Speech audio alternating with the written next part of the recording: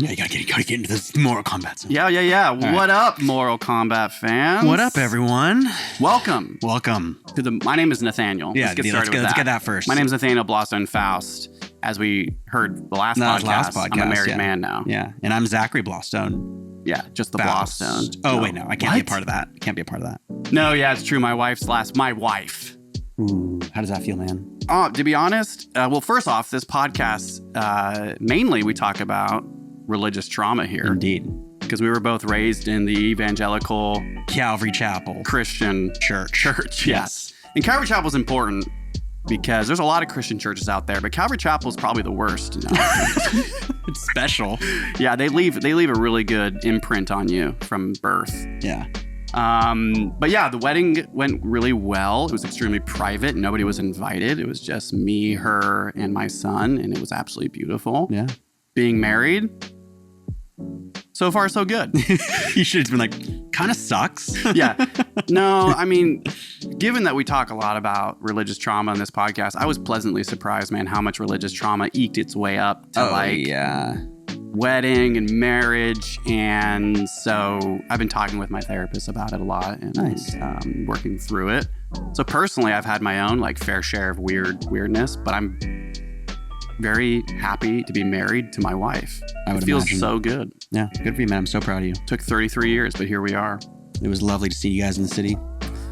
How are you, Zachary? Best day of my life. Never lived a better one. That's very true. I believe all of that. You know, we have a very special guest with us, not in-house, unfortunately, today. As close to in-house as you can get. Yeah, as close. And here on the Mortal Kombat podcast, we do a lot of things on our podcast. You've heard us do Moment to Reddit. We've even done Moment to TikTok one time. We have Does It Heal, which is a different segment.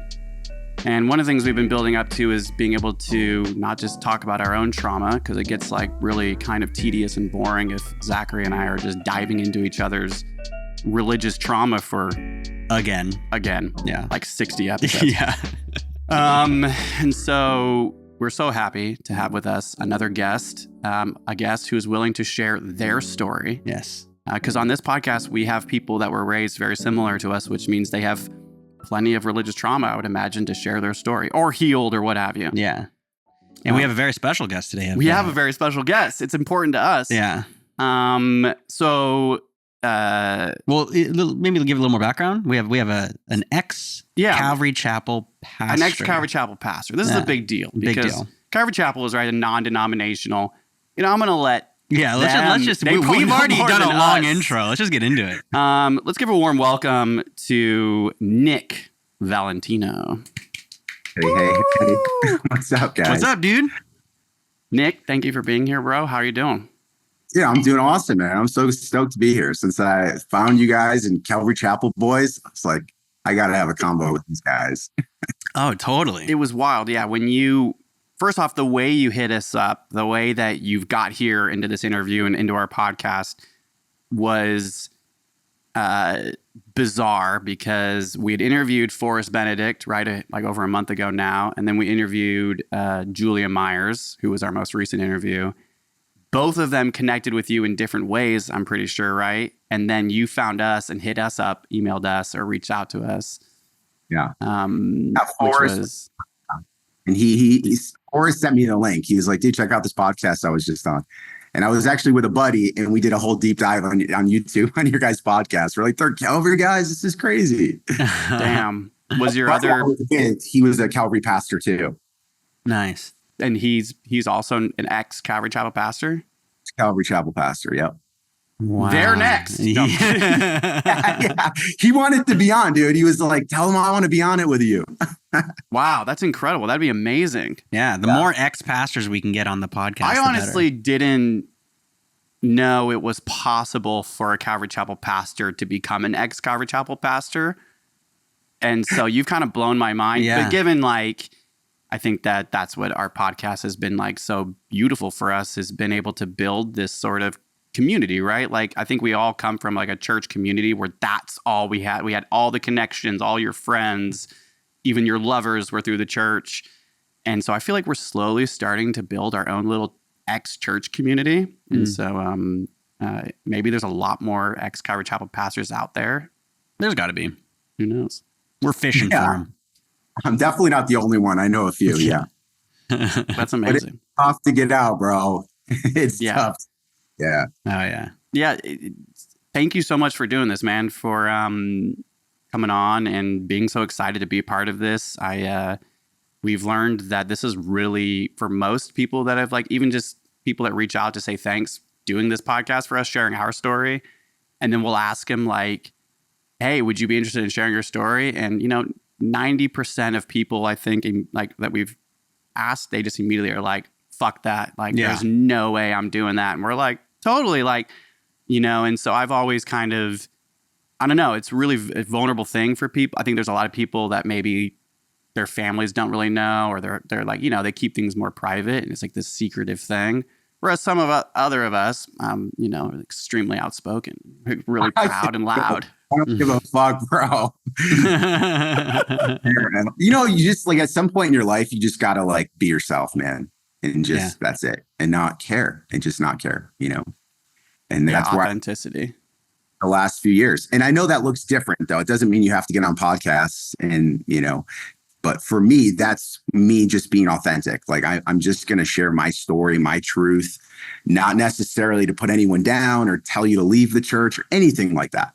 It really, my number one value with my business is just, it's for me to share my truth, to speak my truth. And what happens is that empowers so many people that are looking for someone to be encouraged, right? Like, just speak your truth. And yes, speak out against it. Shouldn't we be speaking out against abuse? Shouldn't we be speaking out against stuff like this? Yeah. I mean, that's where I lay. Totally. No, that's awesome. I think that Zach and I think, like, the more we've been on this podcast, the more gentle I've become towards the church. And I've started to learn that, like, I'm like pretty aggressively, like, fuck Calvary Chapel, dude, burn it down. Like that type of mentality. And it's gotten better, like, but there's that teenager inside of me that's still kind of like, comes out wanting swinging, and so and I think that's part of the healing, right, is learning how to, like, let go more and surrender more and accept more. And so it's getting easier, but so let's just jump into this. I know that you're an ex-pastor, but we talked on the phone for a long time and got to know each other a few weeks ago, but you're also a pastor's kid, right? You come from pastors. Calvary Chapel pastor's kid. Yep. No shit, really? I don't know anything. So this is all new to me. I mean, I don't know. Yeah, we talked about it. We spent like an hour and a half on the phone together, which was, I think, honestly, the better podcast is when it always is, dude. It was a good one, dude. But yeah, I think, like, our goal is just I hope that we can create a space here for you and for us to, like, feel that empowerment to where you can just share us your story, authentically share your story. I know we're going to have probably a lot of connections to your story, given that we're all Calvary Chapel pastors' kids. I was in the ministry leadership. Zach was in leadership, worship, all of that. And so we'll ask you questions, throughout it. But I think the goal is just for you to, whatever you want to share, whatever you want to give to us and our podcast and our fans. And fans, thank you for being here. Yeah.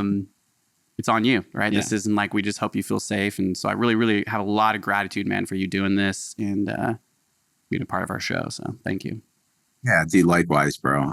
If you would have told me 4 months ago I'd be doing this, never would I have believed you.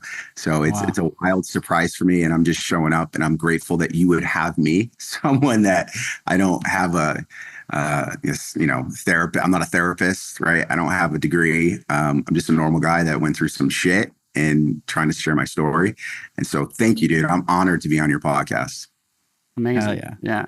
And I think what we like to say on our podcast is our stories, all of us, anybody that's born, no matter what religion it is, anybody that's born in a radical group, a cult-like radical group with their parents and family and friends from birth, and then you come out of that, that's a famous story that needs to be shared because there's a lot of cults in our world and there's a lot of power and control, and we're so easily manipulated. And so to me, I just feel like that rebirth, right? Like, so like giving your life to Christ is like being reborn. And I feel like being reborn out of Christ is like way harder than giving your life to Christ. And so I think those stories are like really amazing. Totally. And so where were your parents from originally? Where were you born? Let's get at it.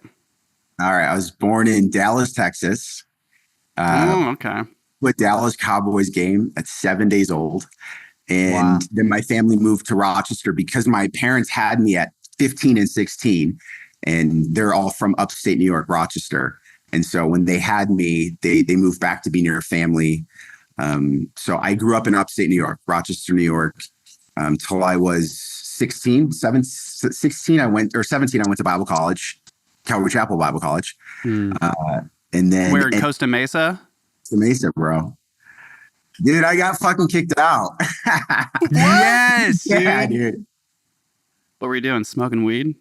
Oh, dude, you'll never believe it. So at Marietta, the Bible college, you're not allowed to go out. You have to be like in your dorm by 9, and you couldn't go anywhere that was serving alcohol or, where you could appear to be partaking in anything fun that had alcohol. And so one night we had a Seder dinner, which is like a big thing on campus. It's like this big Seder dinner. Everyone gets together, and a bunch of us, we're like, dude, we're kids. We wanted to go play pool. So we go to this billiard, but they had a bar there. None of us drink. And on our way back, we're racing our cars, and we got in a car accident. No one got hurt or anything, but everyone, I think it was 4 car full of people, we all got kicked out of Bible college. Dude. Wow. Because you were like past over hours and you got in an accident.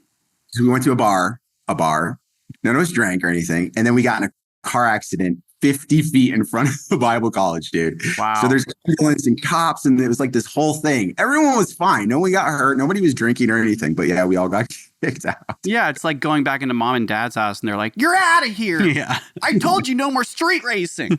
It's crazy that you say that because we just had Julia on, and she also went to the same Bible college and like spilled her guts on her experience, man. I was like, even coming from like our dad was in Calvary Chapel, Costa Mesa. He was trained under Chuck Smith. And I almost went to that Bible college, and I'm just like, we all did. That's what you're supposed to do. It's like part of the cult, man, is to funnel you into the schooling, and then you graduate as a pastor. Yep. Yeah. So then what? You got kicked out of Bible college and still you're like, I'm still doing this. Like they can't stop me. Yeah. Like I still didn't feel like a bad person, like even though I got kicked out of Bible college, I still loved God at that time in my life. Like I was all about wanting to serve him with my life. And when I got kicked out of Bible college, my family had just moved from upstate New York to Puerto Rico to plant a church. He was part of, yeah. So he was part of like a community of pastors in that region. I think there was like 12 of the pastors where Bill Gallatin was the guy. He was saved with Chuck out in California. And Chuck, this was one of the first guys Chuck had sent out to go to the Northeast area and plant a church. So my dad got saved under that guy's ministry. And they would meet every year at different places all over the world and just pray about, the Northeast region and what God was doing. So one year they go to Puerto Rico, and Bill Gallatin, the Chuck Smith of that area, he has a vision from God that they're supposed to plant a church in Puerto Rico. And so my dad also had a vision from God that he was supposed to be the guy to go to Puerto Rico. And so my dad comes back from a week trip with all these pastors, and he announces to the family, we're all moving to Puerto Rico. And he already had a church, like an established church where we were. And at the time I was in Bible college when he made that announcement. And so I get kicked out, and they had just moved to Puerto Rico. They packed up everything, sold their house within months, and moved to Puerto Rico with 4 kids. Wow. Crazy. So I went out there to be with my family when I got kicked out. So I ended up in Puerto Rico for a while. How did your parents think then? I mean, that's crazy that, yeah. So your parents were radicalized under Bill Gallatin. Were they Christians before that? Yeah. My parents were not Christian. No, they were like, remember, they had me young. They were crackheads. Yeah, they said they were super young, like 16. Yeah, like my mom got pregnant with me. I think she wasn't even 15 yet. Wow. Yeah. That's young. That's young. 14-year-old girl, dude. So yeah, it's crazy. They were just wild partiers, just not. Which a lot of these people from Costa Mesa in their younger years were that way, doing acid and seeing God in in real ways, and then they were like stripping all of everything and tunnel visioning, all that. So then Bill Gallatin goes out to Rochester, starts a church. Your parents get saved through him. Sure. I don't know the details of that part. I just remember how my dad got saved was he had a painter in the house that would talk about Jesus. Of course. evangelized my parents, And my dad, his version of the story is he threatened to kill the guy. And which in retrospect, it's like, why didn't you just fire him? Like, why threaten to kill the guy? It's a better testimony. So ridiculous. So yeah, he ends up getting saved because he's so, impressed by this guy's courage, because my dad was like this tough guy, and he gets saved. And I don't know exactly how they ended up at a Calvary, but they never went to any other church that I'm aware of. Like, they got immediately caught up in Calvary Chapel. I think within a year, my dad was an elder, started a home Bible study. At the time, I think I'm 4 or 5 when this happens. And then a couple of years later, he decides he wants to start his own church. Wow. How interesting. So then you have 4 other siblings, you said? So you're 5 total? Are you the oldest? Oldest dude, yeah. How old are you? Just curious. I'm 43. And you walked away from this whole thing. I know we'll get there, but how old were you when you walked away? The first time it was almost 11 years ago now. No, 10 years ago, 2014. Almost. So you were 30. Yeah. 33. I was 33. Yep. Same age that Jesus was crucified. Yeah. Dude, everything happens in 33, man. Bro, I never made that connection, dude. I'm going to use that. Can I steal it? Please. That's my joke, because I'm 33 now, so I got married. So I'm like, hey, same year Jesus crucified. Things happen for a reason. Why that never occurred to me, bro? That's nuts. That's all right. That's why we're here. Yeah. We've had 2 years of making those dad jokes about church. So you're 33, you leave, and you said that was the first time. So you came back. Yeah. So I was out for 2 years, just completely lost, man. Like, I was backslidden. That's what I thought of myself at the time. I was just so freaking lost, dude. I started smoking pot. I started, like, I'd been so repressed in every way that I started like dating. I just was like, just trying to experience something that could help me, because I was just so hurt and so confused, anxious all the time, bro. Angry. I mean, it sucked, bro. It was everything that I had been told it would be if I left, the church. Yeah. That's how I felt. I felt like I was backsliding out, and this would be my life. Like the prodigal son, eating with pigs was just a matter of time, Wow. Yeah. So it was bad. And I moved out to LA and then ended up in San Diego. And I met this pastor, still to this day is the only pastor I respect, which I know there's probably a lot of pastors worthy of respect, but in my circles and my experience, he was the only authentic one I'd ever met. He talked about his weakness, his struggles. He drank alcohol. He would curse sometimes. He struggled with depression. He would talk about it from the pulpit. So I met this guy, and I was like, maybe I just hadn't found the right situation, Calvary Chapel. I'd been out of Calvary Chapel. I had tried Baptist churches. I had tried a few others, but he was part of the Bethel movement, Pentecostal movement. And I had been, I thought all of that stuff was, evil too. Yeah, totally. But he was legit. So he took me out for a beer one day. We had some pizza, and I was like, "You're a pastor? Like, are you sure, bro?" And he took me to his church in San Diego, a couple blocks from the beach. And it was just like, okay, I could give this a try, and he invited me to be his worship pastor. He's like, I need a guy. Would you be interested? So I did that for about a year and a half. After having left, I think I had been out maybe just shy of 2 years. And then I had met him and then worked for him for a little bit. So you did worship with him or at his church? Yeah, I started out as worship, and then you know how it goes in these circles. Oh, of course. Yeah. Within 6 months, I was his assistant pastor, and doing everything in the church. But yeah, it started out as worship. Yeah, you're a worship guy, right? Well, yeah, we both ran the worship team for fucking years, dude. Yeah, Zach's guitar singer. I'm drummer. Yeah, so I was playing djembe and like drum stuff since I was like, I think the first time I played with my dad in front of the church, I was like 12. Oh, wow. Yeah. That's young. I 15 or 16. That's so young. Yeah. I mean, I was, I'm not going to say I would, but I never knew not rhythm. So it was so easy for me to play rhythm. And there was a lot of drummers that suck at rhythm. And even at that age, I was like, Dad, just, what you got. And he was like, you want to be in the church? It was like I was like so excited, It was like, I'll never forget that feeling when my dad was like, do you want to be in the band? It's like my dad was like the pastor. I was like, I had to be in the ministry. And then when I walked away from the church, he kicked me out of the band, and I'll never forget that feeling. He was like, you're out of the band. And I was like, no, don't take my band. Like your agent, bro. Yeah.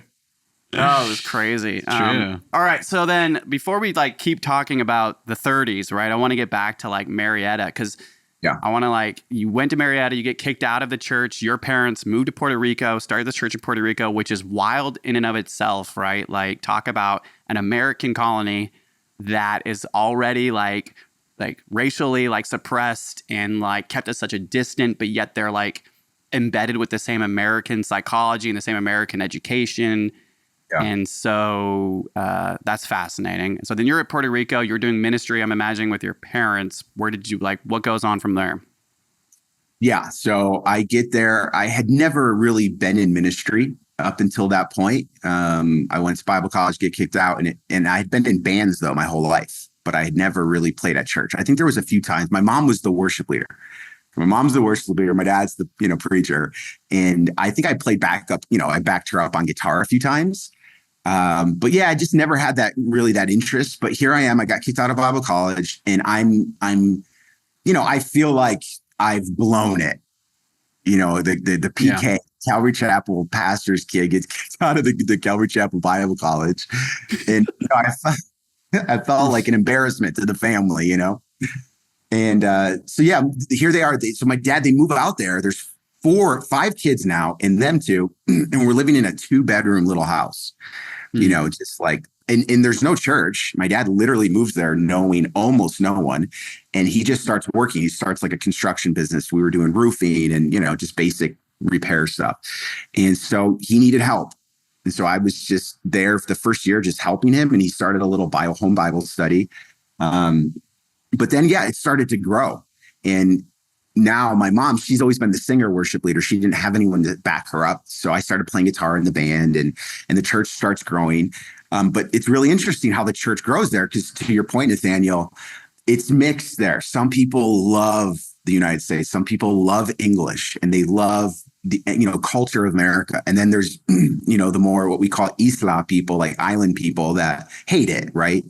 Like you see often in like Hawaii, right? You hear things like that. So very similar vibes. And so, in some respects, our church, I think we were one of 2 or 3 churches that spoke English. And, the culture of our church was unlike any other like local native church. And so some people loved it, and then some people hated it, right? Where these Americans coming in and showing up and doing it our way. And they already they already have the sense like Americans think they're superior than Puerto Ricans. So that was really fascinating, man. It was really wild. I didn't speak Spanish at the time. It's like fish out of water. It's like, what am I doing here? Didn't have friends here. I'm 18, like the prime of my life. Yeah. So I picked up surfing. I started doing some other things, but I would say that's when God really got a hold of my life too. Looking back, I don't think that's what was happening. I think I was secluded on an island in the middle of fucking nowhere, trying to help my dad. But, I was like, well, I guess I'm supposed to do this, So next thing I know, I'm leading worship, and we started a youth group, and, the church grew to like 1,000 people in about 5 years, which for Puerto Rico is like one of the biggest churches on the island. And so we started doing all kinds of stuff with youth and, concerts, and I'd bring in, artists from all over the world to come in and play, and we do conferences. And so it was pretty cool, man. It was a pretty cool time in my life outside of it being right. Yeah. No, that's the honest truth. I think that's a really good point to make, that it's like, and I feel that way about some camps. Like, it's hard to look at certain past things in my life and be like, yeah, that was really amazing and fun and a powerful time and a growing time, because it's so tainted with so much but it's good to hear you say that, because it sounds insane, to go through that. Can you guys hear my heater just turned on? I should probably turn that off. No, but I saw your sweet little fluffy animal in the back saying hi. My teddy bear. What's up, Bubba? Yeah. Yeah, we sometimes have our dogs out here, but then they unplug cords and we get really pissed. It's like no more dogs allowed in the studio. No more bubs. Yeah, so 1,000. Hold on, can you hear me? All good? Yeah, I hear you. Yeah, 1,000 people. You said were at that church. Yeah, about 1,000 people. That's a big church. Big church. That's even big, like for us. Like our dad's church was at 100 people for our whole lives until they just recently like started to expand and the pandemic and Trump had a powerful effect on the Christian churches, you know. It did, but that's a big church. I would assume for Puerto Rico that's like a massive church. Yeah, it's a huge church. Yeah, I think there was a few churches that had like 3,000-4,000 people. The thing with Puerto Rico is there's a church everywhere. I mean, they are everywhere. 20-member churches, you know, they're everywhere. Anyone can start a church. I mean, much like in America, anyone can start a church, but there's very little regulation and there's very little denomination. It's all like independent stuff, you know. It's pretty wild.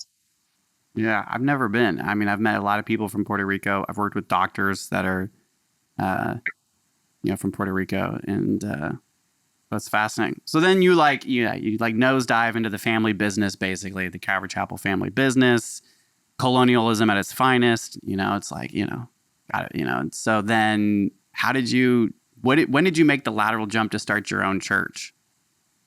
Oh yeah, good one. So fast forward, I'm now 2011, so I'm 29, 30. I'm now married. I met a girl. She was from New Mexico. She was studying abroad in Puerto Rico. And being that we were one of the only English churches, you know, she checked out both of them and she found ours. She liked our church. And yeah, dude, she was like my dream woman, you know, as a Christian, because here I am in Puerto Rico. And this is so ridiculous. I don't think I've ever shared this with anyone, but dude, this is how fucked up my life was, bro. I had like 8 Bible verses. Like I didn't date, bro. I had 8 until this girl matched the biblical criteria. Wow. Like that's how I would know she was the one. And so she matched all of it. You know, my story was based around Abraham's story, where like God calls him to leave and go to a different country and all of this. Well, then his son, I forget, it's like Genesis 27, right? Where dude, I literally haven't read these texts in over probably 10 years. Dude, you're about to blow my mind. I'm like, give it to me, pastor. Tell me. I want to pull it up, but it's Isaac, right? Yeah, well, Abraham and Isaac, that's, the story of the dad that almost kills his son. What's his other son's name? Anyways, I'm probably screwing up the Bible story because it's been so long, but basically he's having this conversation with what I remember. It's like this unnamed servant, and he's talking about a bride for his son. And so that was like that chapter was where I like had my idea. Yeah. That God was going to bring her from their homeland. So his wife was supposed to come from where Abraham had come from. And there was all these, details, and she like fit all of them. And she was really fucking hot. And I was horny, like looking back. Yeah, of course. Yeah. And so we end up getting married, and that's what ended up pulling me from Puerto Rico back to the States. She had one more semester of school left at UNM here in New Mexico. And I was already kind of looking for a way out. I'd been working for my dad for a while. I didn't have any clue that he was abusive and all of this. I just thought it was like father-son shit. And like I'd overstayed my time working for my dad. I needed to go spread my wings and be a man. And so I ended up doing that with her. Yeah. Yeah. Spread your wings and be a man by like starting your own church, right? That's what ended up what you did. Okay. So then I end up in New Mexico, and then I'm at this mega church for 10 years. So that's in New Mexico. New Mexico, I think 14,000 people at the time. And I worked for them for 10 years. And then I was like, I thought I was the shit. Like I should go start a church, like I can do this. And so, I went to Phoenix, Arizona. So I brought like 20 people from the mega church here, and we went and launched a church in downtown Tempe, Phoenix. Damn. Yeah. That's how it always works, right? You're always like, you pull a couple of the cult members from this cult and you go start a cult over here. Well, that's the Calvary Chapel method, right? That is the Calvary Chapel method. And like, what's crazy is that your family, like your history has a direct connection to when Calvary Chapel they had like maybe 1, 2, 3, 4 churches that were Calvary Chapel. And then your dad being this missionary that starts one in Puerto Rico, and it starts that international, like sort of like spread. And then you come from the biggest church in Puerto Rico that your family starts to being the mega churches are just right. And anybody can go into a mega church and be like, God is in this building. It's like, because it's a lot of energy, it's dude. just such an amazing concert. It's a performance every week. It's on a level that's just so much money. And then, then you start your own church. And so you have your history is kind of the exactly what Calvary Chapel, that's like their motto, right? It's like by the word, for the word, everywhere in the world. That's the model. Fascinating. So then you started a church in Phoenix, Arizona. I love Arizona. Yeah. Arizona's amazing. I really do love that state. And so then highly conservative, right? Highly Christian, huge population. Huge church. Dude, so what was it? Yeah, so you started church. You're still married. You have kids? I have 2 young kids. I want to say my son's 4 and my daughter's 2. When you started the church? Started the church, yeah. Okay. Father like son, similar, right? Yeah. Yeah, family, exactly. So how long were you doing that then? How long were you doing this Calvary Chapel, the pastor? Yeah, I'd say it probably just over 2 years. I did it. In Phoenix. Till it all fell apart, yeah. Well, I thought on the phone we were talking that you only started one church, and that was the one in Phoenix? Yeah, I've started a few with my dad and other people though. But yeah, the one that I was the senior pastor of the church. I only done that once. Thank God. Yeah. Dude. Yeah, right. Oh my God. Is that church still a thing? No, we closed it down. So let's go there. Let's get into what it. happened? How did it crash? So why did it close? Yeah. Okay. So yeah, long story short, I started having panic attacks constantly.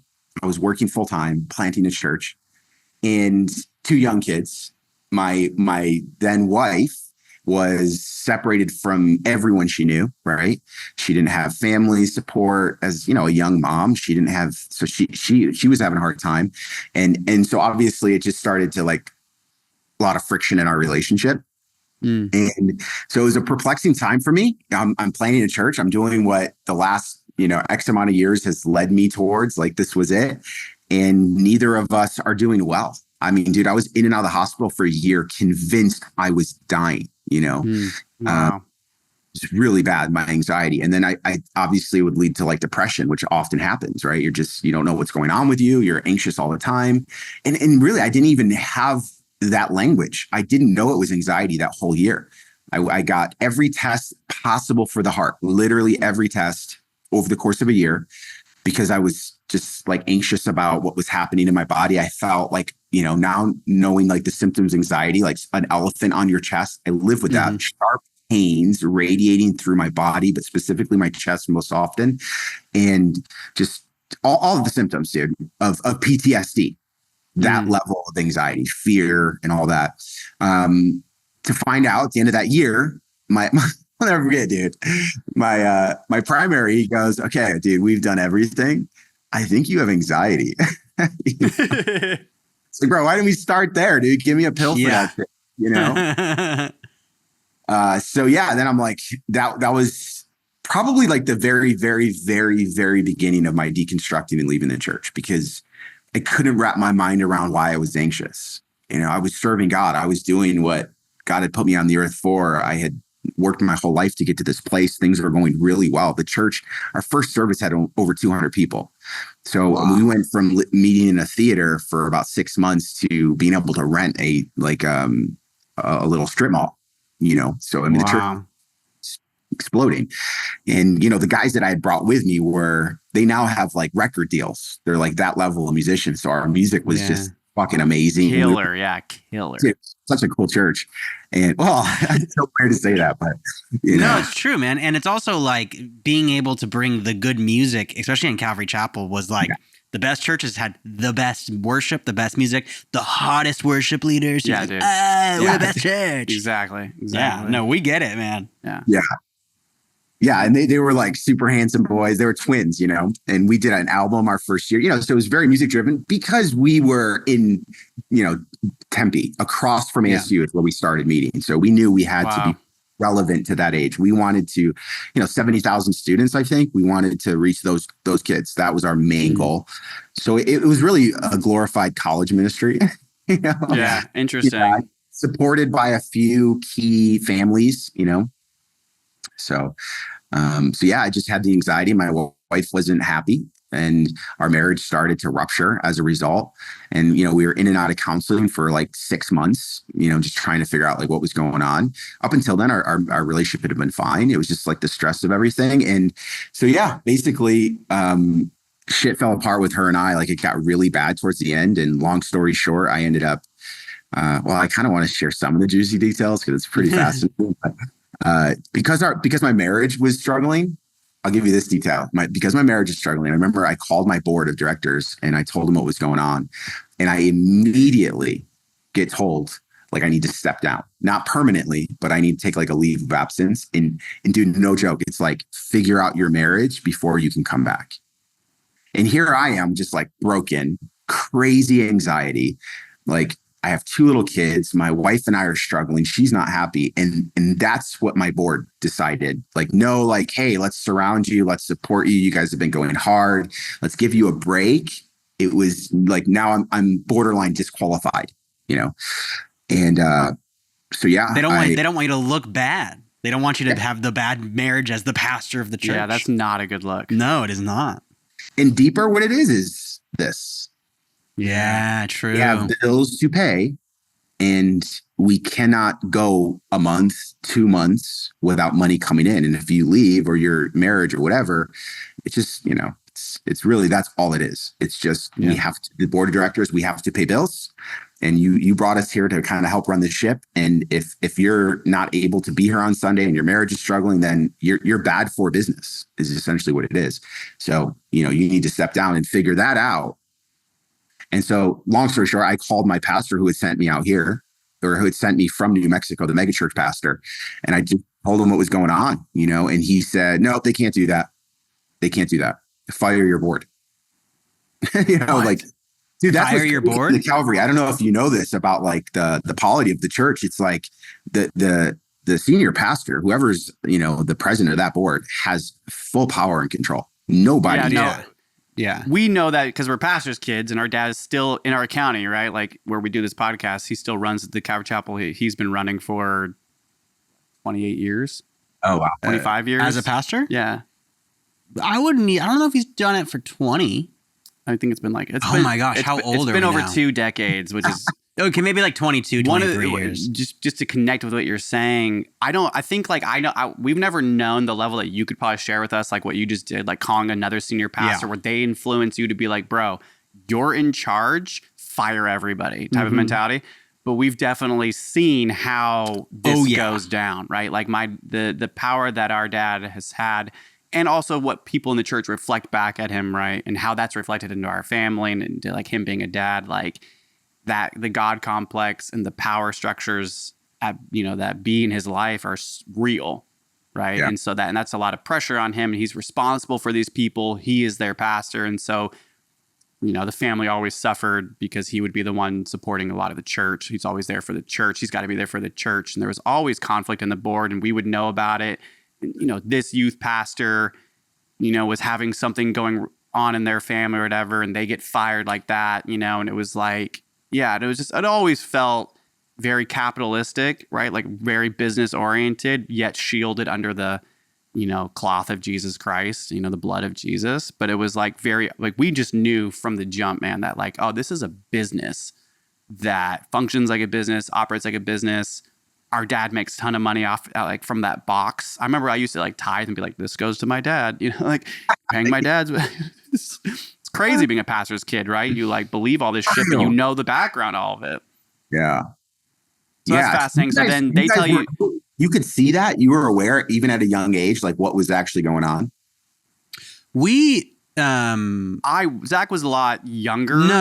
I was going to say, our dad had a very big policy of like the most open communication with the family as possible.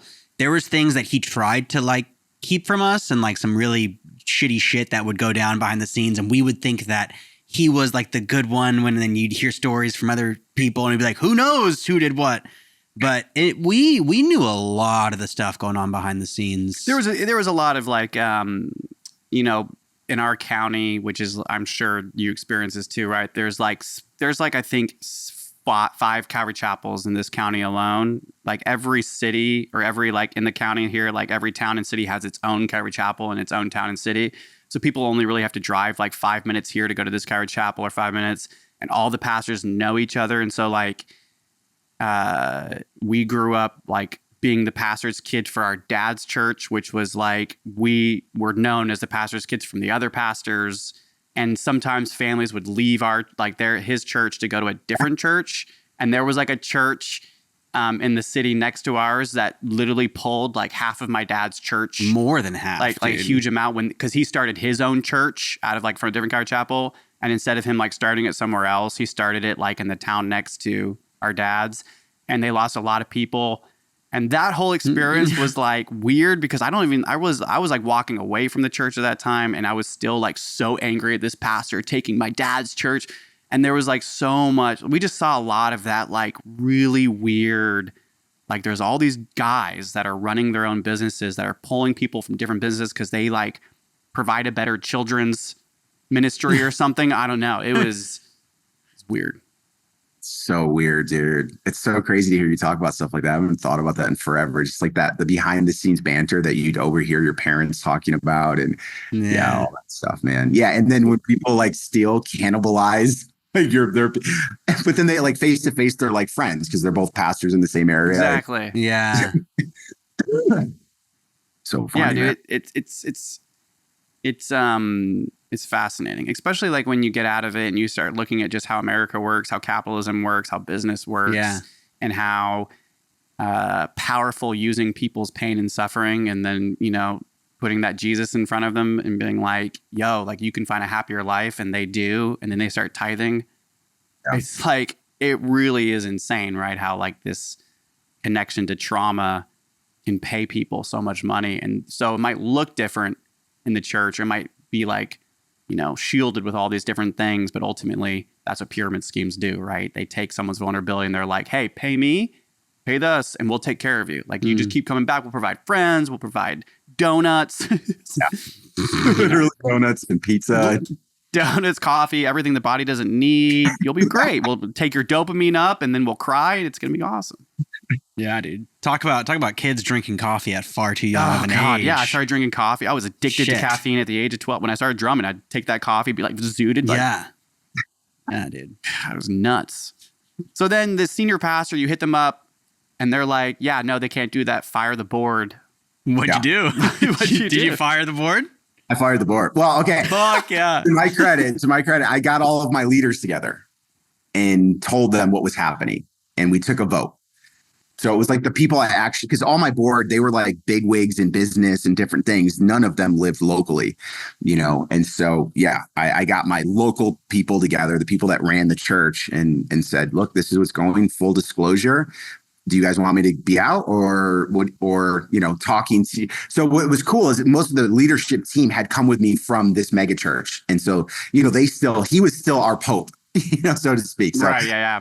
Pope, and I let them know, like, look, he's saying that I can fire my board and continue to run the church, even though my marriage is struggling. I'm going to continue to work on that, or I step aside. And I don't, because for me, at the end of the day, the only thing that really mattered is the people that had come with me, right? That had moved their whole lives to come be part of this mission. Like I wanted to do right by them more than anything.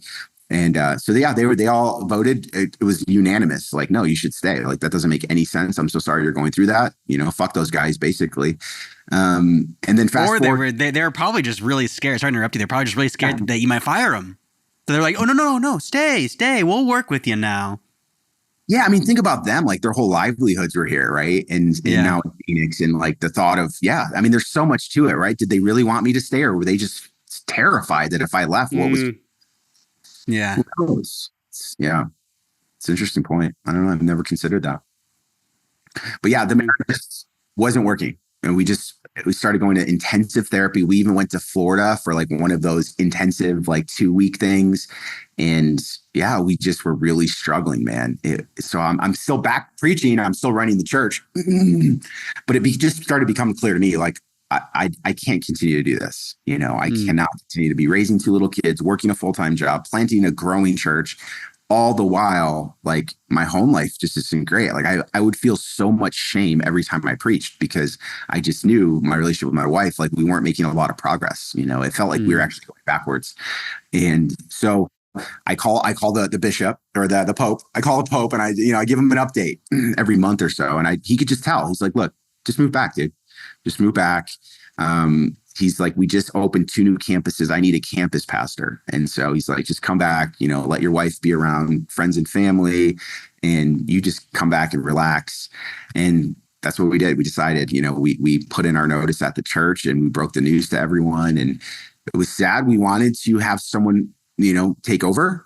And so, I reached out to a lot of different people over the years, but we ultimately, my new board of directors decided we couldn't find anyone that could step in and take this over. It had grown so fast. It was, ideally we wanted like a young person, but a young person coming in was like, they're young, and to we have, we're paying like $5,000 rent already. We have a lot of things going on. And then anyone older, there was a question of like relevancy.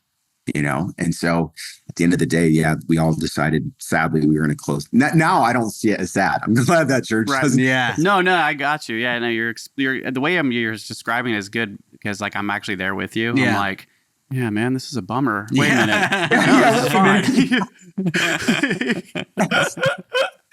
I'm finding myself. That's happening in my head. Wait, no. Why am I talking like a Christian still? So I was devastated, guys. So devastated. I felt like such a fucking failure. My dad's a pastor. Like I should be able to do this. I know how to do this. What's wrong with me that I can't keep my marriage together? What's wrong with me that my mental illness, health is coming up? And there was a lot of trauma for me around mental illness because my dad he literally called me bipolar multiple times, And so I had a lot of like fear around mental illness. My uncle was bipolar and he would always like insinuate like I was like my uncle. And so, it was a really, really hard time. And so I moved back to Albuquerque. I take over the campus pastor role and I just can't, I'm starting to deconstruct hard now. Like, I'm just like, what is happening? I'm doing everything God told me to do. The church didn't succeed. My marriage, we're still in intensive counseling. And literally in my contract with the church, it was like, I was given a specific amount of time to fix my marriage or then I would lose my job. Wow. And so, the date was coming up. My date where I had to have my marriage fixed, and I just knew like we weren't good, and so that's when I left the church. We decided to get divorced. Like that was the first time I left. Yeah. So wait, that's when you left to go back to New Mexico. Then when you're in New Mexico, you guys decided to get a divorce. Yep. And during that divorce is when you're like, that's when you're what? You said 33? Yeah, 33. Yeah, and you're like, I'm done with this. What did the senior pastor in New Mexico, how did he respond? It sounded like you guys had a really close relationship. What was that like then leaving? Yeah, that was why I ultimately left, because here I was doing everything I could do to live for God. And even though my marriage was struggling, there wasn't like infidelity. It was nothing like that, right? And I don't want to really, that's one of the things I'm still trying to feel my way around. Like, how much do I talk about, an ex-wife? Yeah. But also, like, I still feel like the need to just, it's private, but we were just struggling, bro. It's that simple. Nothing that you would hear and go, oh my God, but just cumulative, like shit was happening. And there was a lot of, incompatibility, and she had only been saved for, at that time, maybe 4 or 5 years. She was like a believer, and now she's a young mom learning how to be a church planter's wife, which called them then, right? Like her whole life with the church planter's wife, right? The pastor's wife, right? So she, like, her identity is like threatened, and your identity is like non-existent because you're just feeling shame. It sounds like. So this, like, I like to think of it as like that self, right? All that shame you were feeling. It's like there's something inside of you, that real you, right? That's like this like creeping up. And also it's like, you got, like you said it on this in the beginning, where like you legitimately found the most perfect woman based on this Bible story and these verses. and you were super horny and she was hot. It's like every reason to not get you. Maybe there's like, like those are like, like surface level reasons. And then, so it does make a lot of sense, right? It makes sense why, like how we weren't we weren't compatible. Yeah, exactly. We literally and you learned that later. Married 4 months later. Woof. Yeah.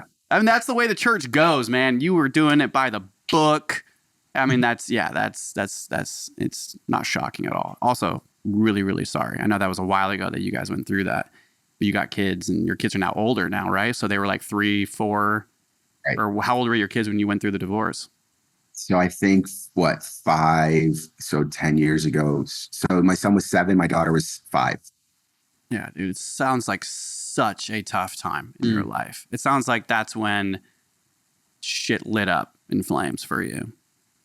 Yeah, there was just a lot of like, I had given them 10 years of my life, and then I'd come back and was working like these were my people, dude. I'd been with them 10 years and just had done everything for the Pope. I had been his, campus pastor, worship pastor, college pastor. Before I went and started the church, I was running, I think we had 5 campuses, all of the worship department, including all the graphics and visuals and all the things. I mean, we had like 200 volunteers. I was running a really successful college ministry. I was teaching at our school of ministry twice a week, like making $50,000 a year. Right. Yeah. Wow. Ass off, spending time with these guys, traveling all over the world, Israel and, Macedonia and parts of Europe, and doing all this stuff with them. And then as soon as like my marriage isn't working out, I never have had a conversation with that pastor since I let him know, like, I'm quitting. Wow. I've never heard from that man since. Yeah, mean, sadly, coming from the church, that's just not surprising. It's not, but there's so many these father figures, right? Like we're like, as pastors' kids, like you have youth pastors that are father figures. Your own father's a pastor as a father figure. You're a father. And like when all the fucking dominoes start to fall and you're like, wait a minute, where are my dads at? Like, where are my parents at? Right? Like this, you're left completely helpless, alone. And the church there is no more community, right? The church's doors really do get closed, especially if like, I don't want to put blast on pastors' kids, but at least in my experience, it's like when you are a pastor's kids, right? And you have these expectations and you follow the expectations and prove them, you're even better than what the church thought you could be. And then you're like, yeah, I'm kind of done with this. They're like, we're done with you. Yes. Like pretty instant. And you're like, now you're a bad influence on all the other kids, and all the other people in the church are like, hey, don't talk to that person because they're going down the bad path that we've talked about, right? That's an example now of what not to do. And then you become the example of what not to be, right? It's like, yeah, exactly. They make an example out of you. So then your life starts to fall apart because, you have no support. And then they're like, see, this is what happens when you walk away. It's like, no, it's actually, this is what happens when all the support you thought you had just pulls their support away. That's what fucking happens. Yeah. That's right, Zach. That's so true, man. Yeah. And how I see it now is that's the story they tell. But what's really happening is you're bad for business and you have shit on them. You have shit on them. And so they have to get ahead. It's just like politics. Like they got to get ahead of the story. They got to make you the villain. It's like typical narcissistic behavior, gaslight you, because I had so much shit on this guy, but I'm now bad for business. So what is he? If I'm now bad for business, the only way to do it is to like get him out of the picture and smear campaign, right? Smear. Smear. Dude, I was working this morning. I work at a coffee shop and they make bagels, and I had to do a few bagels with schmear. So it's in my head. I like schmear better. So I mean, it's true. just classic, like it's just classic. Like this guy's bad for business. We got to get rid of him. But the only way to get rid of him without him, like he's going to probably retaliate and talk some shit about us. We got to get ahead of that story and make sure, the waters become so muddy that, anything he says is not, doesn't seem valid. That's like, that's cancel culture for you right there, folks. Church cancel culture. It's like, we got to get this motherfucker out of here now. Smear campaign. I think he was a porn addict, right? All the things start to happen. He's smoking weed. He's a porn addict. Yeah. He's been doing meth this whole time. We just didn't know it. We just didn't know it. People in the church are like, porn addict? Oh, gross. No wonder his marriage. Yeah, he's a masturbator now. And his lonesome by himself. It's awful. He's given himself over to the lusts of his flesh. Yo, dude, there you go. Now you're bringing it back. Yeah. The lust of the flesh. The lust is a powerful Christian word. Yes. It really Some triggering words. So it's, So, hold on. You go. Yeah, I'll go. You go. You left at 33, but then it sounds like you went back. Yeah, right. How did let's get there. How did you get back? Yeah, remember it's that pastor I met that he took me out for a beer. Yeah, the cool pastor. The cool pastor. Yeah. Okay. Yeah. So, but the 33 is when you left the first time, right? First time. And then you meet the cool pastor. I moved to LA, then end up in San Diego because LA, fuck LA. And I meet this pastor. That's really cool. And he takes me out to beer, asks me to be his worship leader. So I get sucked back in for about a year and a half. And then the way that all ended was so traumatizing that then I was like, nope, fuck it. I will never do this again. I've tried so many times. Like I'm not saying it's a universal thing, but it is a very pervasive problem in the circles that I've run, big and small churches, hundreds and hundreds of churches. Like this shit is happening at all of them, to some degree. And, I'm not saying they all are doing all of these things, but yeah, for me, it was inescapable. And I was like, okay, I need to figure out my life now. I'm 37, 38, this is 5 years ago. Yeah. So about 30, like going on 38.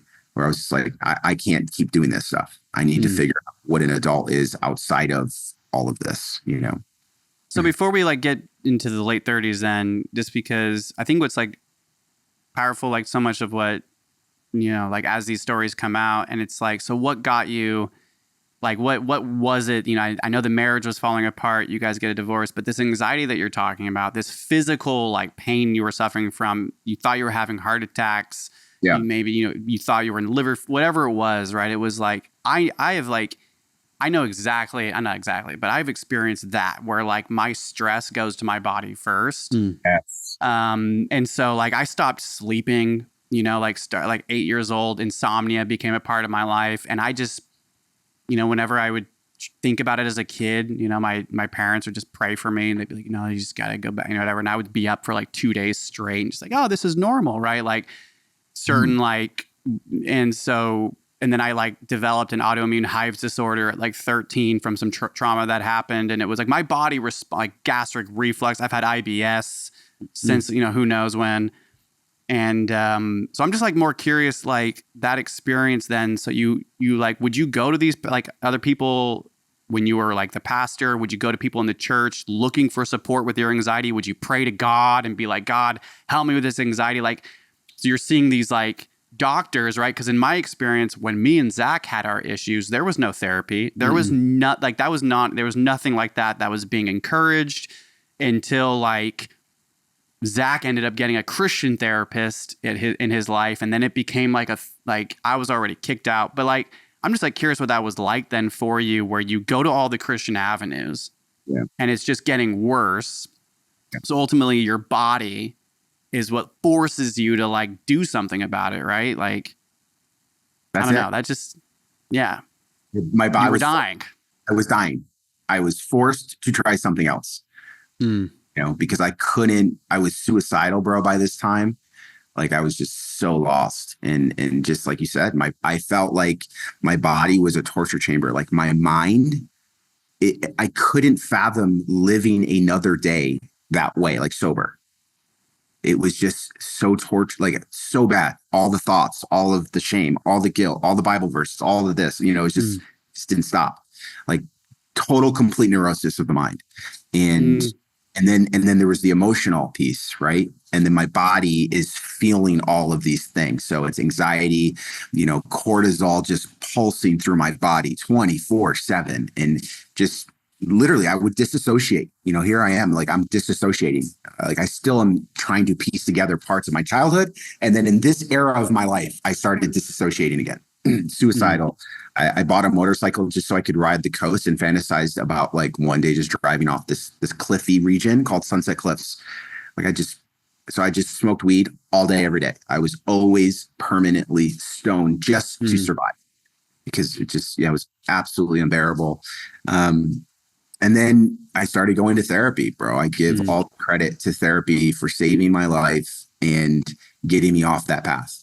You know, and that wasn't a Christian therapist. That was just like a therapist that you found through primary care.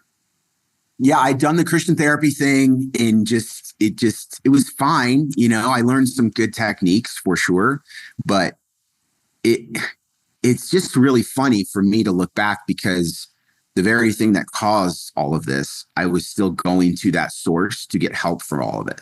You know, right. For some people has worked. I've heard stories where people, you know, like Zach, maybe like your Christian therapist, you know, worked. That wasn't my experience. So when the first time I called up, just like down on my website, like who's covered on my HMO, and it was like closest one. It was a girl because I didn't want a guy. Her name was Kimberly, and decided to go try therapy.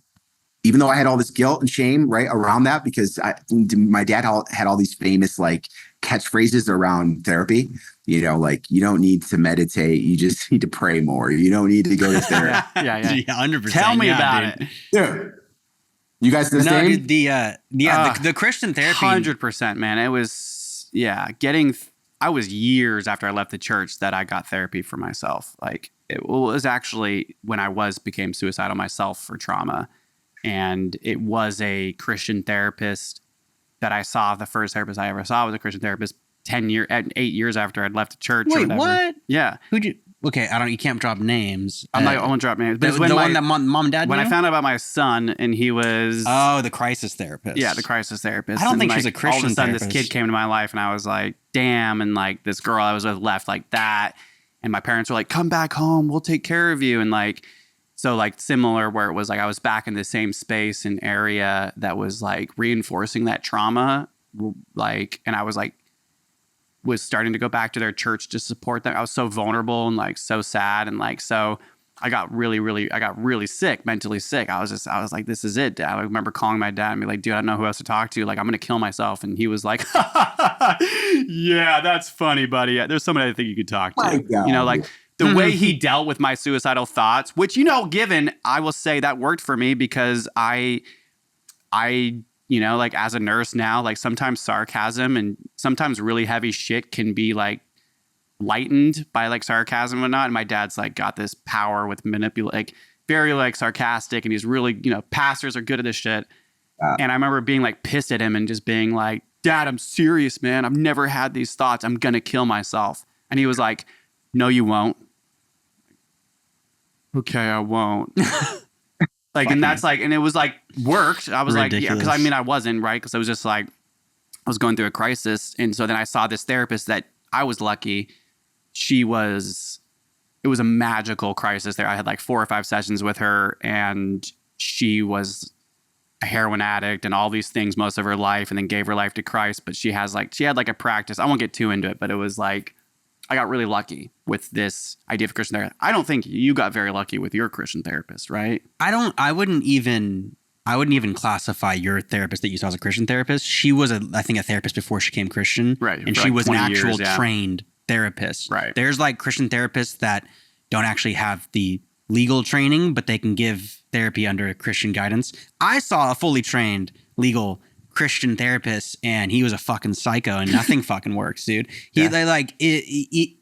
Just, you know, stop having anxiety. It's like, no, that worked. Thanks, doc. Just keep praying. Just pray harder. It's like, oh, go fuck myself. Like I did not vibe with Christian therapy. And then once I had a real therapist, just God never came up. You know, and it's just kind of like, how can you deal with your problems? You are in control. And it's like, oh shit, I've never thought that way. Yeah, a sense of self. Yeah. A sense of self. Yeah. Like, What is that? What are you talking about? Yeah. It's like, I've denied myself since birth. What are you talking about? I didn't even start. Yeah, exactly. Exactly. Seriously, though, that's like, it's exactly like that. It all starts to make sense. I didn't actually fully personally start wrapping my head around this idea, like what you're talking about, the shame that you're bringing up, the anxiety, the stomach pains, the heart attack feelings, the encaved chest, the suicidal thoughts, the rage, everything is anger first. Like my drinking is through the roof. I party this. Like I didn't start figuring anything out until like I got into consistent real therapy at like 30 years old, about 3 years ago, about 3.5 years ago was when it was like, even though I was growing and I'm always all about that growth, I have my tactics and I've like learned a lot and I've had different therapists, but I didn't fully start making a lot of progress until I was really met somebody that worked for me and we started talking every week. And now it's been 3.5 years and you combine like therapy with some, plant medicine, healing, and cannabis has been a godsend for me, like no pun intended. Mother Ganja has been like a huge support for me and also it's probably my biggest addiction to this day, that I'm like, I crutch onto that. And because that's like the mother of that's like where it all started for me. Was the first mother that coddled me outside of the church was ganja. It was like weed was like, oh, I am the safest I could ever be in this headspace moving forward. Yeah. And so, I'm just like, it's never just one thing, but therapy, basically like what we're doing now, being able just to talk with a person that was like, whenever I would bring up these confusing things or these stories of my parents or the abuse or the church stuff, and they didn't have the same sort of like intensity or like, it was just another part of life that I got to figure out was like, oh, I get to figure this out now. Like I actually get to go to these dark, but then giving places. you the agency to figure it out. Yeah, it was me, the agency. Yeah. And also for me, it was finding a person, which is now my wife, who had the kindness and the space to allow me to rage in that healing, who like didn't really kind of reflect that same energy back. Like it was not as personal. It was kind of like, yo, you have serious religious trauma and I'm happy you're dealing with it type of a thing. And so, but enough about us. So then you jump into therapy. Therapy is really like not a Christian therapist. You just go to your HMO, you spin the wheel of therapy and hope for the best, right? Closest one. Yeah. And it's Kimberly or whatever, this woman. And then, so then you start some real, actual, just like basic therapy. Where does that go from there? Like, how did you start to make the connections? No, just she knew right away. Like she was religious trauma informed. Like she understood. Really? That's wow. Awesome. That's really That's cool. amazing. Now in retrospect, I get that was a lifesaver, like most therapists, So she immediately knew. She was like, first session, like I'm going to diagnose you with severe PTSD and you have extreme religious trauma and abuse, like the physical abuse, right? With my dad beating me till I was almost 17. So wow. It was, bro, it was I'll never forget how incredibly confused I was with those emotions. Like, I don't think I'd ever, like these two worlds just in that moment, like I had lived my whole life for this. Still to this point, I don't realize any of this. I didn't know what religious trauma was. I don't know anything. I just know I'm really fucking sick. I've been trying to serve God my whole life. That hasn't worked out. And now I'm like, in my mind, smoking weed every day. And I'm like just this far gone sinner. And hate the rage, bro, the fucking rage in my heart. And so it was like, I was also so relieved to know like maybe what she's saying is true. Like maybe I'm not crazy. I'm not losing my mind. Everything that I'm feeling is actually, she's like, I'm shocked it's taken you this long. Like this is normal stuff, man. You have PTSD. This is, and she did say like, she's like, it's new. It's kind of still relatively new. Like the awareness around this and the conversations around religious trauma and what it does to people. And there's people trying to, say that it's actually its own syndrome. And she was like educated on this stuff. She broke it down for me. And so, as much as it was like, you just found out you were in a cult your whole life and that emotional side. And then this other side of like, but with that said, there's nothing wrong with you. It's just, you have trauma and trauma is the thing that you can heal from. And it was like, wait, what? I'm not stuck with this I thought like this was going to be the rest of my life, bro. Yeah. Yeah. Unless they gave me the right pill combination, like this is going to be my life. Yeah. Damn. Yeah. That's real shit right there, dude. Damn, that's really cool. Yeah. Man, that's synchronicity. That's like the universe, the cosmos. If there's a God, God was in that therapist and God was in you those days, right? God is in everything. So it's just like... yeah. That was God, dude. That was God. Yes, 100%. Oh, totally. Yeah. It's hard to find a therapist that will recognize religious trauma. It's getting a lot more popular now. And so just that synchronicity right there, that a therapist like on your first session would be like, no, you got some trauma. Because I didn't really know, like you're saying, right? We didn't know of religious trauma syndrome or like RTS or anything like that until we started this podcast, which we didn't even start this podcast for religious trauma. Yeah. We didn't even were thinking about it. I was telling you on the phone, it was that one conversation on camera that we had where we just talked about it and it was really vulnerable. And we both were like, are you feeling what I'm feeling? No, it was actually our graphic designer at the time was like, if you keep doing that, you'll actually be doing something important. Right. And it's like, she made that oh my God, you're fucking right. And that's dude. what like, then what on our podcast, all we did was we started like going on like Wikipedia and being like, who made up this term religious trauma? And so we did like a whole podcast on just like together studying religious trauma syndrome and who coined it and what research is on it. And, so I was like, for me, that's where like I was already deconstructing like crazy in therapy and was going through a lot of systems like in therapy and like learning just how to like hold it all together and understand it. And then our podcast together is what kind of broke that mold. And I saw like it's interesting because there are a lot of trained therapists out there that have expertise in religious trauma syndrome. Mostly a lot of therapists out there that have trained PTSD, right? Yeah. And so this idea of like CPTSD or complex post-traumatic stress disorder, which, you know, like to a T, anybody that's going to be on our podcast is going to have it. And it's so sad how wonderful it is to not feel so alone with this idea of complex post-traumatic stress disorder and to see how people have healed in different ways. Because there's still so much in me that I'm like in my immediate relationship, in my friendships and certain things like to where like I'm still learning how to like trust that this can be healed or like continue to grow out of it, you know? And so I do think you were really fucking lucky because I didn't even hear about that term until Zach and I figured it out like on our own. It was fascinating to me how people come across it. And of course we get people to hit us up saying things like, I had no idea that there were other people like me out there. And I'm just like, that's just wild, right? It's just like, yeah, it's crazy. Wild, bro.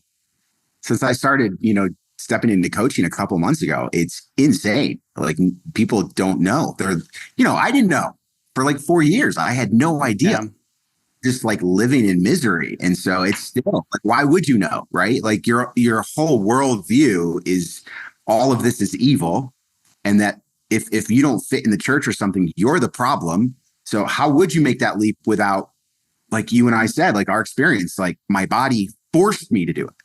You know, because intellectually, I would have never went to therapy. You know, emotionally, I probably never would have went to therapy because I felt so scared of it. I felt so much guilt and shame around it.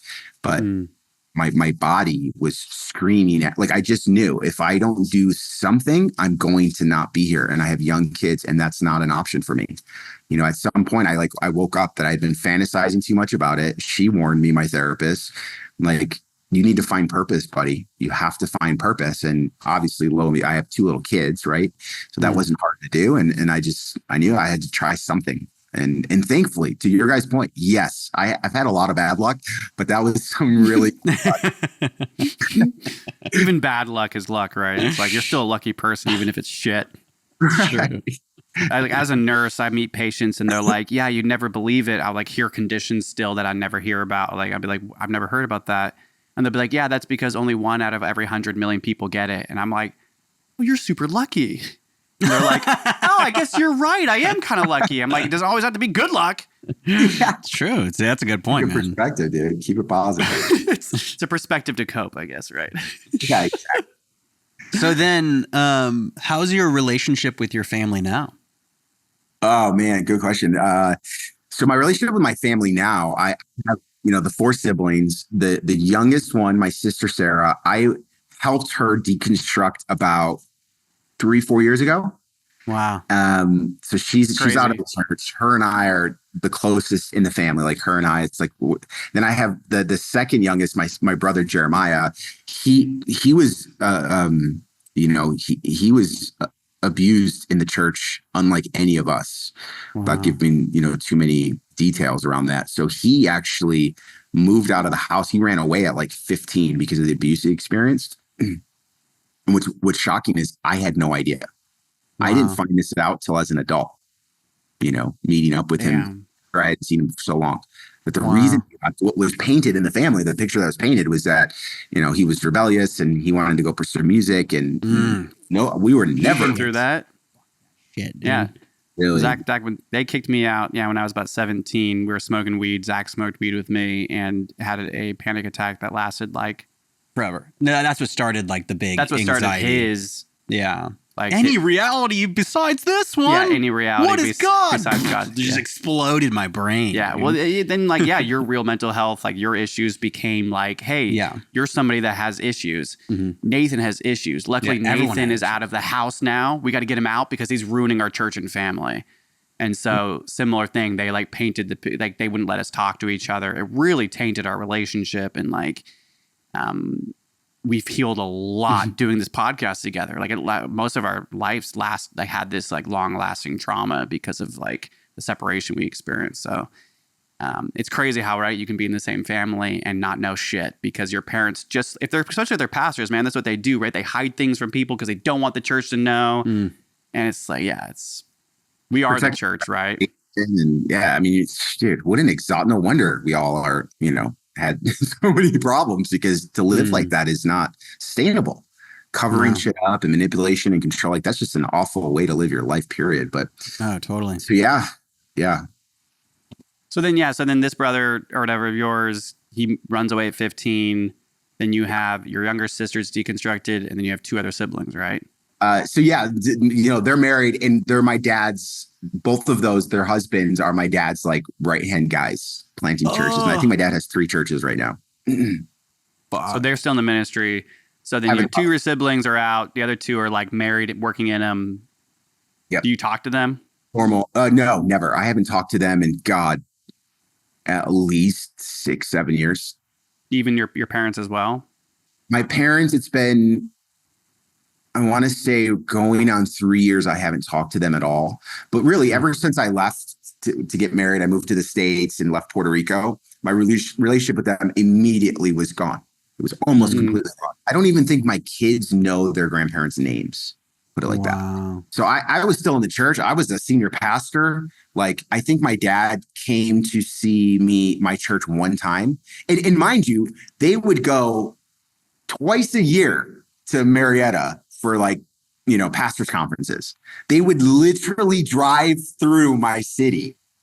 And, the Marietta, like I'm in San Diego and they're in they wouldn't come see my kids. They wouldn't come see, I didn't even know they were there. So why wouldn't they see you? Yeah. So since I left Puerto Rico, my relationship, that's when my dad called me bipolar the final time. And I knew I had to leave because I wanted to marry this girl and I wanted to leave Puerto Rico. And he said, no, God called our family here. God would have told me if you were supposed to go, you're disobedient. Wow. Yeah. You're bipolar, Nick. I'm scared for you. So that was like, so then I just knew I had to get out. And thankfully my wife my soon to be wife, she could see some of that. She was like, what? Because you want to go get married and move? And why would your dad say you're what? So she was like, don't listen to your dad. Don't listen to your dad. That's not right. You're not bipolar. Like, there's nothing wrong with you, dude. You just, you're becoming a man and you're getting married and you want to move, right? I'm like, yeah, I want to leave too, So yeah, that kind of hurt my relationship with my dad. And then just over the next couple of years, like I just saw it was like I went from spending every day of my life for the last 22 years serving for my dad and, to now that I'm getting married and I move, I almost never hear from my dad. It was always me initiating conversation. And every time I talked to him, it was like, man, you really need to come back to Puerto Rico. Or it was, here's the problem being at mega churches. He would talk I was so excited. I moved to New Mexico. I had no idea Skip Heitzig was here. I knew who Skip Heitzig was, but now I'm like 10 minutes away from his, church. And I'm brought on staff within 3 months of moving here. And I was so excited, dude. I went from this, smaller church in Puerto Rico to now like I'm at this mega church. And he was just all he would ever talk about. He just talks so much shit about mega churches, so much shit. Interesting. And so, yeah, that just kind of like killed our relationship. We didn't talk very much. They never wanted to be like in my kids' lives. They never called my kids on their birthdays, like nothing. It was just, I could start to see my parents were extremely obsessed with the church. And the only reason my relationship was contingent on me working for them. I didn't know that till that age. So, but I'm having kids. I'm growing up as a man and I'm busy. I'm working at a mega church. And so I just was like, oh, give it some time.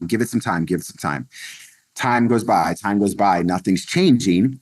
And then fast forward years, my sister calls me crying one day. This is the youngest sister. And her and I are what, 12 years different. So I never really knew her, I never really knew her, crying because every symptom that I've shared with you guys, she had. Time we've talked in probably 10 years. And she's like, I don't know what's happening to me. Dad thinks I'm going crazy. They have me on medicine. And it was just like, dude, it was, that's what made me want to be a coach, because when she came to me with that, I'll never forget, like, I need to help her. Oh my God. And she was like, Nick, the story that I've always been told about you is that you were backslidden and you were this, and that's why you left. And there was all this like just bullshit made up lies that my parents had told her about me. And then I told her, no, the reason I left is because Dad is like abusive, and Dad was a control freak. And she's like, oh my God, he is, right? I'm like, yes. She's like, why you really left? I'm like, yes. Dad called me bipolar. He told me I was losing my mind and just complete control. And so I help her kind of like through that process. And so, yeah, I forgot your question, actually.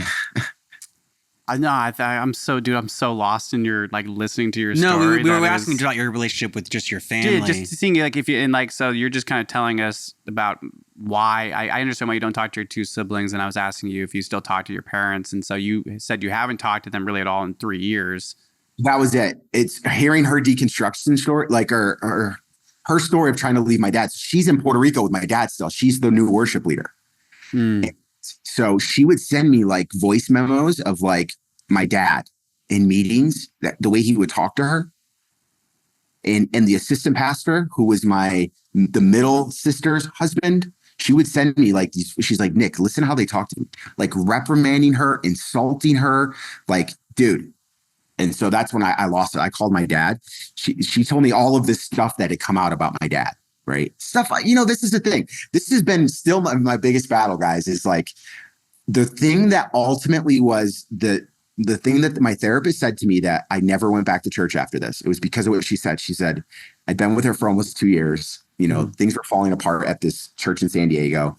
I was feeling really sick, all the things. And she goes, Nick, at what point are you culpable being a pastor? You come in here every week and you talk about all the abuse you've experienced and all the abuse you're seeing every single day around you, the abuse your dad is doing. Like, at what point are you culpable, dude? Like, you're responsible. You're supporting this. You're, and so that from that moment on, everything changed. Like, I had healed, I was starting to heal. I was starting to understand religious trauma, but now I'm guilty of continuing the abuse. And now I'm hearing, and it's around that same time, I'm just coming out of like starting to heal, going to therapy.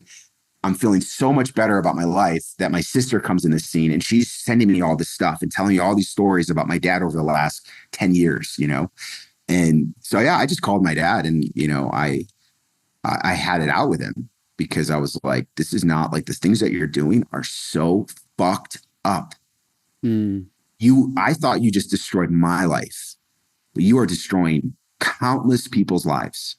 And you want to sit and argue with me over me coming back to your church or doctrine or big church, little church. Like, what the hell is wrong with you? It was like the first time I'd ever talked to my dad like that in my whole life, And I remember his words. He's like, Nick, Satan's gotten a hold of your heart. And I feel so sorry for you, son. It's like that kind of demeaning. And I just told him, like, dude, I will never talk to you again. If you're going to continue to abuse your own children and you won't be accountable for those things, and it wasn't out of anger, man. It wasn't out of anger. I started to heal from my shit with him. And I'd been out of the house for so long. We had almost no relationship. So it wasn't like me retaliating. It wasn't me out of anger. It was like righteous anger. Like, this is wrong. So that's the thing I still struggle with. It's like the shit I know, bro. Like, how do you stay silent with it? I don't know. You guys wrestle with that at all? You mean like as in like the past abuse or like where you come from, like what's really going on, like or like what we know the other pastors are doing? Like that's a big one for me, man. Is we left the church. We have a dad like in the church. We know some of the stuff behind. I know what all the other pastors were doing. Some like weird, like there's weird shit going on, and it's like it's not my job. At least it doesn't feel like it to be like putting it out into the world. But then at some point, it does kind of feel like we're kind of complacent with it at the same time. Yeah. I think that when I was young, for me, like, you're right, I was kicked out at like 17. I walked away from the church when I was about 15, lived in the house for like a year and a half, 2 years, not a Christian. And they like knew that. And so it was just tumultuous. Like, but like during that time, I had no trouble. I've never really had any trouble calling out shit because that's how my dad was. Like, you know, like people, like leaders in the church, they hide a lot of shit, but they're also not afraid to be like what you're saying your dad is, right? Like there's like no remorse. They're just going to abuse, and it's reinforced with God and Jesus. And so they're like incapable and ignorant of seeing the abuse that they're causing consistently over and over and over. And so I was really vocal, you know, like the last 2 years at that house, I was smoking weed. I had a medical marijuana card. I like would be sitting in college group in my parents' house, and, you know, my room's in the house, and all these college kids would be around, and someone would be talking about, you know, medical marijuana and how it's bad. And I would hear that, like a college kid, and I'd be like, I have a medical marijuana card. What's wrong with that? Right. And my dad would be there like, Nathan, what are you doing? Like freaking out. I'd be like, what, Dad? So I was like one of those kids that was just like, and it was not good for them. It wasn't good for the church, like sometimes, because I was pretty outspoken. Yeah. You were just very aggressive. I was just aggressive. Yeah. It was like everything that you're saying. It was at that age, it was nearly impossible for me to not. I didn't understand it though. I didn't know what was going on. I was just a kid being like a teenager, literally, and talk about parts, right? Like that 17-year-old, that like 16, 17-year-old has been wrecking havoc in my life ever since, because that was the age where it was like so much trauma was being formed. I was anger, like my dad was angry, I was angry, Zach was angry, my sister, like we all had that anger, and like mine was like on a level that was so astronomical. I didn't really have the ability to not like blurt out whatever I would say.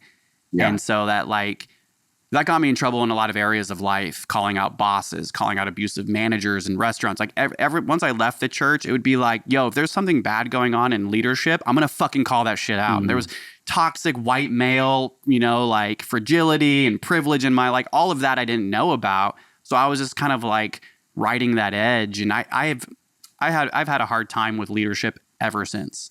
Right. Yeah. And I know Zach has too. Zach legitimately hates having a boss. And so true. I think that it's just like presented itself differently. This podcast is the first time for me that I feel like in the safest and most like actually efficient way possible this is how we can start calling out this shit. Yeah. Because it's our stories that literally bring to light, because whenever I talk to people in the church, as you could imagine in this county, I run into people. They know about our podcast. We're on all the prayer chains. They are in so denial that like this just happened at my work. I work with somebody who is a older person who's like evangelical to a T, and they know I'm starting, like everyone at my job, you know, my hospital, right? Like a lot of them, there's some religious people, but most aren't, and you know, they think this podcast is great. They're like, yeah, great. Good for you, Nathan. Like, we're happy that you're doing it. And then there's like this one very, very evangelical Christian person who from the jump has been like in my face, like, you know, saying all the things. So I'm always able to like experience Christians telling me what they believe is horrible or whatever. And one of the things that they just said to me was, I told them, I was like, you know, without, of course, would never say names, but I was just like, you know, I was talking to somebody else in my work. I was like, we're gonna have this ex-pastor on. It's time. Like we finally have like broken some barriers. We're getting some real interviews. I'm really excited about this interview with this ex-pastor from our denomination that all the trauma came from. Yeah, that's the big deal. She overheard me saying that like on the floor, and she was like, Nathan, get over here. She's like an older person. And I'm like let's go. Like, what's up? And, they're like, obviously something bad happened in their life that was horrible that would pull them away from the church. So immediately, without even knowing shit, she was demeaning your experience and belittling mine. And I went, no. I actually don't know yet really why. I was like, but I think the writing's on the wall. And she was like, what? I was like, he was suffering from like abuse because of the church. And that's probably what was happening to him.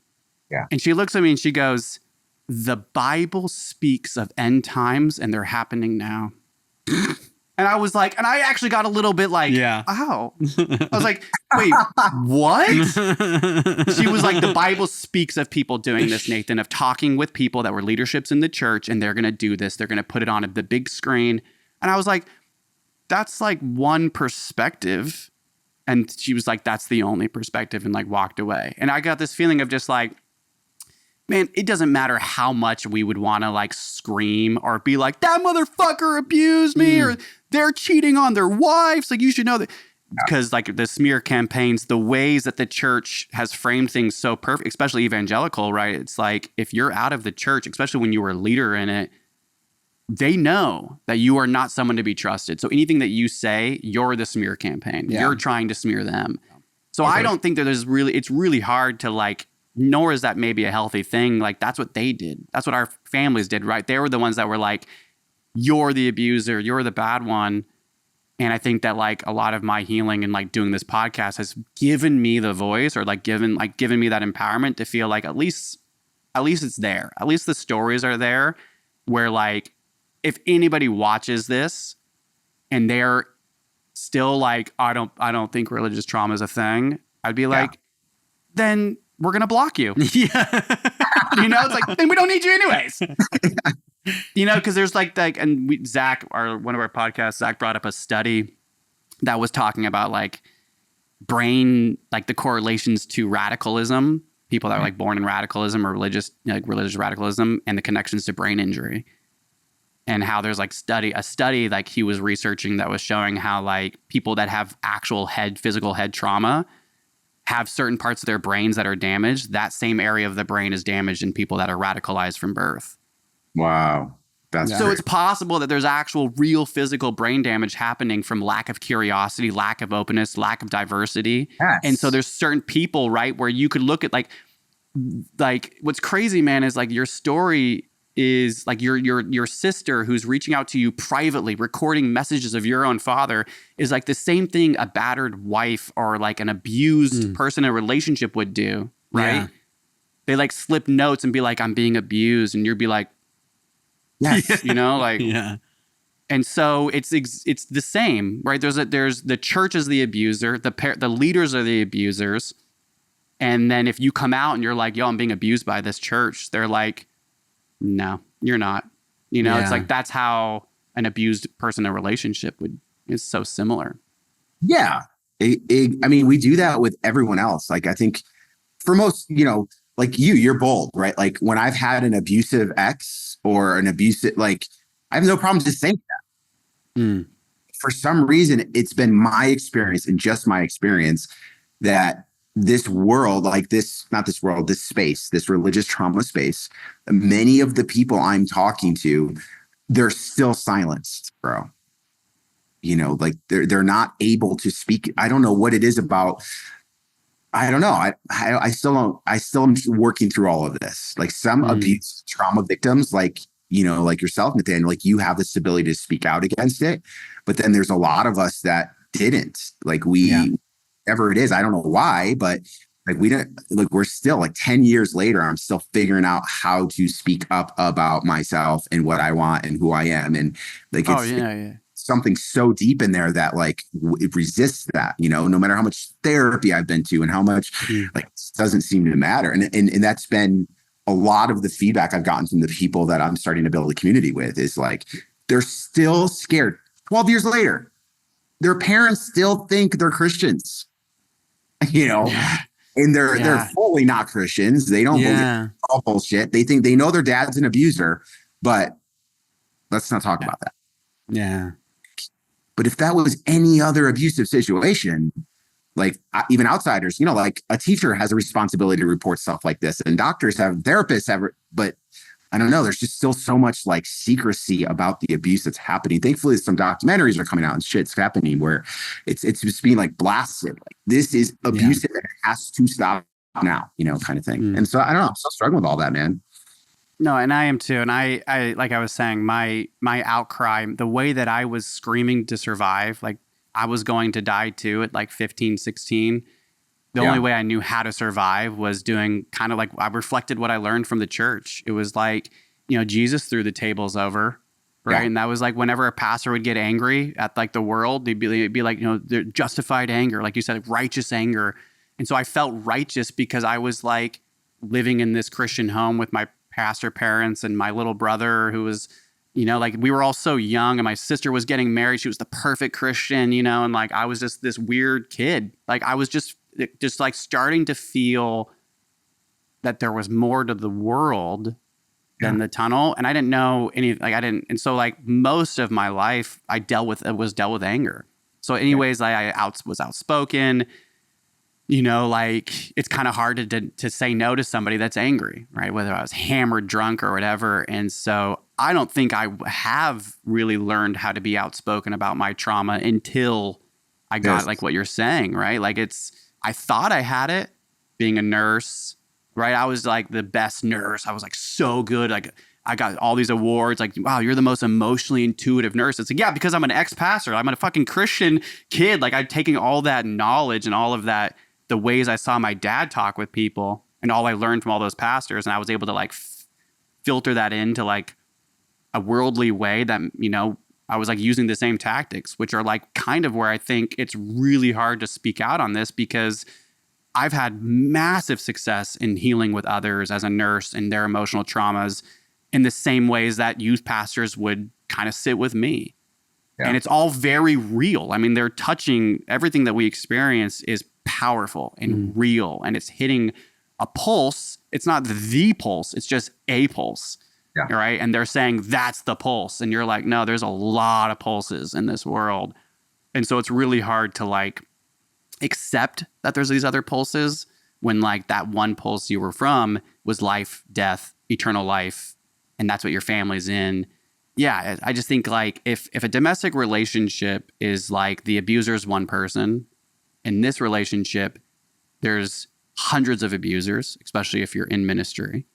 And those abusers being your own parents, and all of your friends' parents are siding with your parents, you have nobody, right? It's like, it's so, for me, they're like, the ways that I responded to my trauma in trying to be outspoken about it was this. It was, nobody understands me. Like, nope, the world doesn't get me, so I got to go. So I would like end a relationship. This friendship we'd end it because we'd have a blowout, and I'd be like, nobody understands me. Nobody understands me. Nobody. And it just took me so long to learn that it was, I didn't understand the self. I didn't understand me. And the only way that was going to happen was like years of work, which I still am in. And this podcast has like been a blessing in disguise, you know, that has really opened the door to actually start really learning from others like you, like your experience too. Like I really don't feel like I have a good head on my shoulders with any of this shit personally. Yeah. It's just, I don't think, I don't know. Complex post-traumatic stress disorder, the more and more I learn about it, the more complex it gets. True. So it's just like, so but true. What's nice that, and I don't know if you agree with this, something that I've been coming across lately is, I know I was diagnosed with severe anxiety. I was diagnosed with depression. I was diagnosed with severe ADHD. I was diagnosed with and it made me really happy to get these diagnoses, right? Because it was like, I knew it. And I was in denial most of my 20s, all throughout college, all after. And finally I got these diagnoses. I got on an Adderall. I was like, I know, I knew the Adderall I was using on the side, I could get it prescribed. I knew it. And like, I have ADHD, I have anxiety, I have depression. And over the last, I'd say probably just in the last year, I have really made with plant medicine, really like some deep, deep plant medicine retreats and some real internal, like violent healing. Yeah. I've learned that I actually don't think I should be diagnosed with anxiety or depression or ADHD. Wow. I think I should be diagnosed with complex post-traumatic stress disorder, period. Everything else are just offshoots of that. That's the thing. And the more that I've been able to tiptoe into that and start addressing that is where I've been like a lot more self-aware, a lot more of that self, like that internal family systems. I'm like, oh, damn, there is this mother in me. There is this father in me. And there's all these crazy kids and teenagers that are fucking ruling my life. And like, now I can get a better idea, you know, of like, I don't know. It's been fascinating, man. It's like quite endless. And it's probably going to go on till death do us part. You know? It's like 100%. You know, there's no destination that you arrive at with healing, you know. It's just learning to navigate it all better, you know, understand more life. And you know, that's a beautiful illustration, or the way you said that, like there's a mother and father inside of me, all these teenagers. Yeah, that's cool, man. It's you know, so liberating when you figure all that shit out, you know, like, and it's so funny because it was like if we did those things, it would move us away from God. But it's like, to me, it's like the opposite. Like if there is a God, and my body is built this way, and I can go internal and be conscious of everything that's happening and aware and work on these things and train my body and train my mind. Why would you keep that from me? Like, it just baffles my mind. You know, I had this conversation in my DMs today, actually waiting to get on with you guys. And so much of like the reasoning and the logic is so flawed, which was a big part of my deconstruction, you know, like, you know, just the way that like it's understood, like their baseline is Christianity is the only objective truth. Like that's the conversation I'm having with this guy. And I'm like, do you really believe that? You know, now looking back, it's just indoctrination so that you don't go inside and be happy and just scientifically like how to be okay inside. Regardless of if God exists, regardless if religion is true, I could still like follow God now, right? I could go to church. I'm in a better place to be in church now. I don't, but you know, like everything they were keeping. Am I making sense? Like everything they were keeping. No, totally. Yeah. Yeah. It's like, why? It's so hard for me, you know, because I made this post and he zeroed in on these 2 words or 3 words. Your truth matters.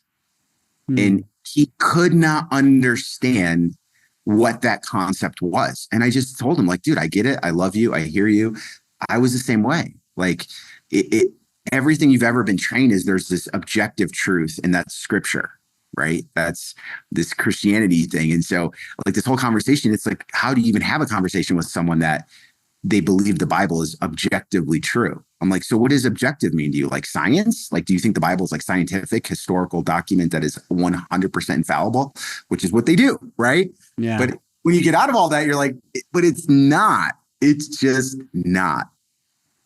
Struggle with that, dude. Yeah. And what's wild that I have a hard time connecting with is if they just incorporated, like if we wanted to keep the cult together, if they just incorporated some of these ideas into it, I probably might be in it. Like, honestly, like if I was just given the agency to have these feelings and to think for myself and to realize I'm powerful and God made me that way for his own reasons and blah, blah, all those things, I probably would be like, this is a wonderful religion. I'm going to keep believing it. But it's because they don't want you to have any agency of self, and it's God first, that at some point you're like, if I don't have myself, I'm going to kill myself. Yeah. It feels like it just always gets pushed in that direction if the religion isn't working for you.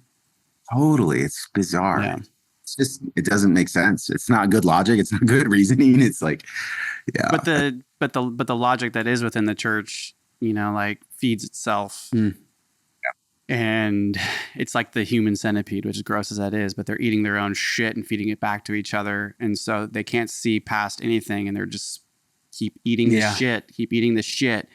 And it feeds them enough to get past the next day and past the next day. And Julia like was telling us about a post when she was on here that she saw before she came onto our cast that just killed her. And it was like a TikTok or whatever of like a married woman, Christian woman, who was like making a post that was like, as a Christian woman, one of my greatest, you know, discoveries has been when I wake up, I already need to ask God for forgiveness before I even start my day.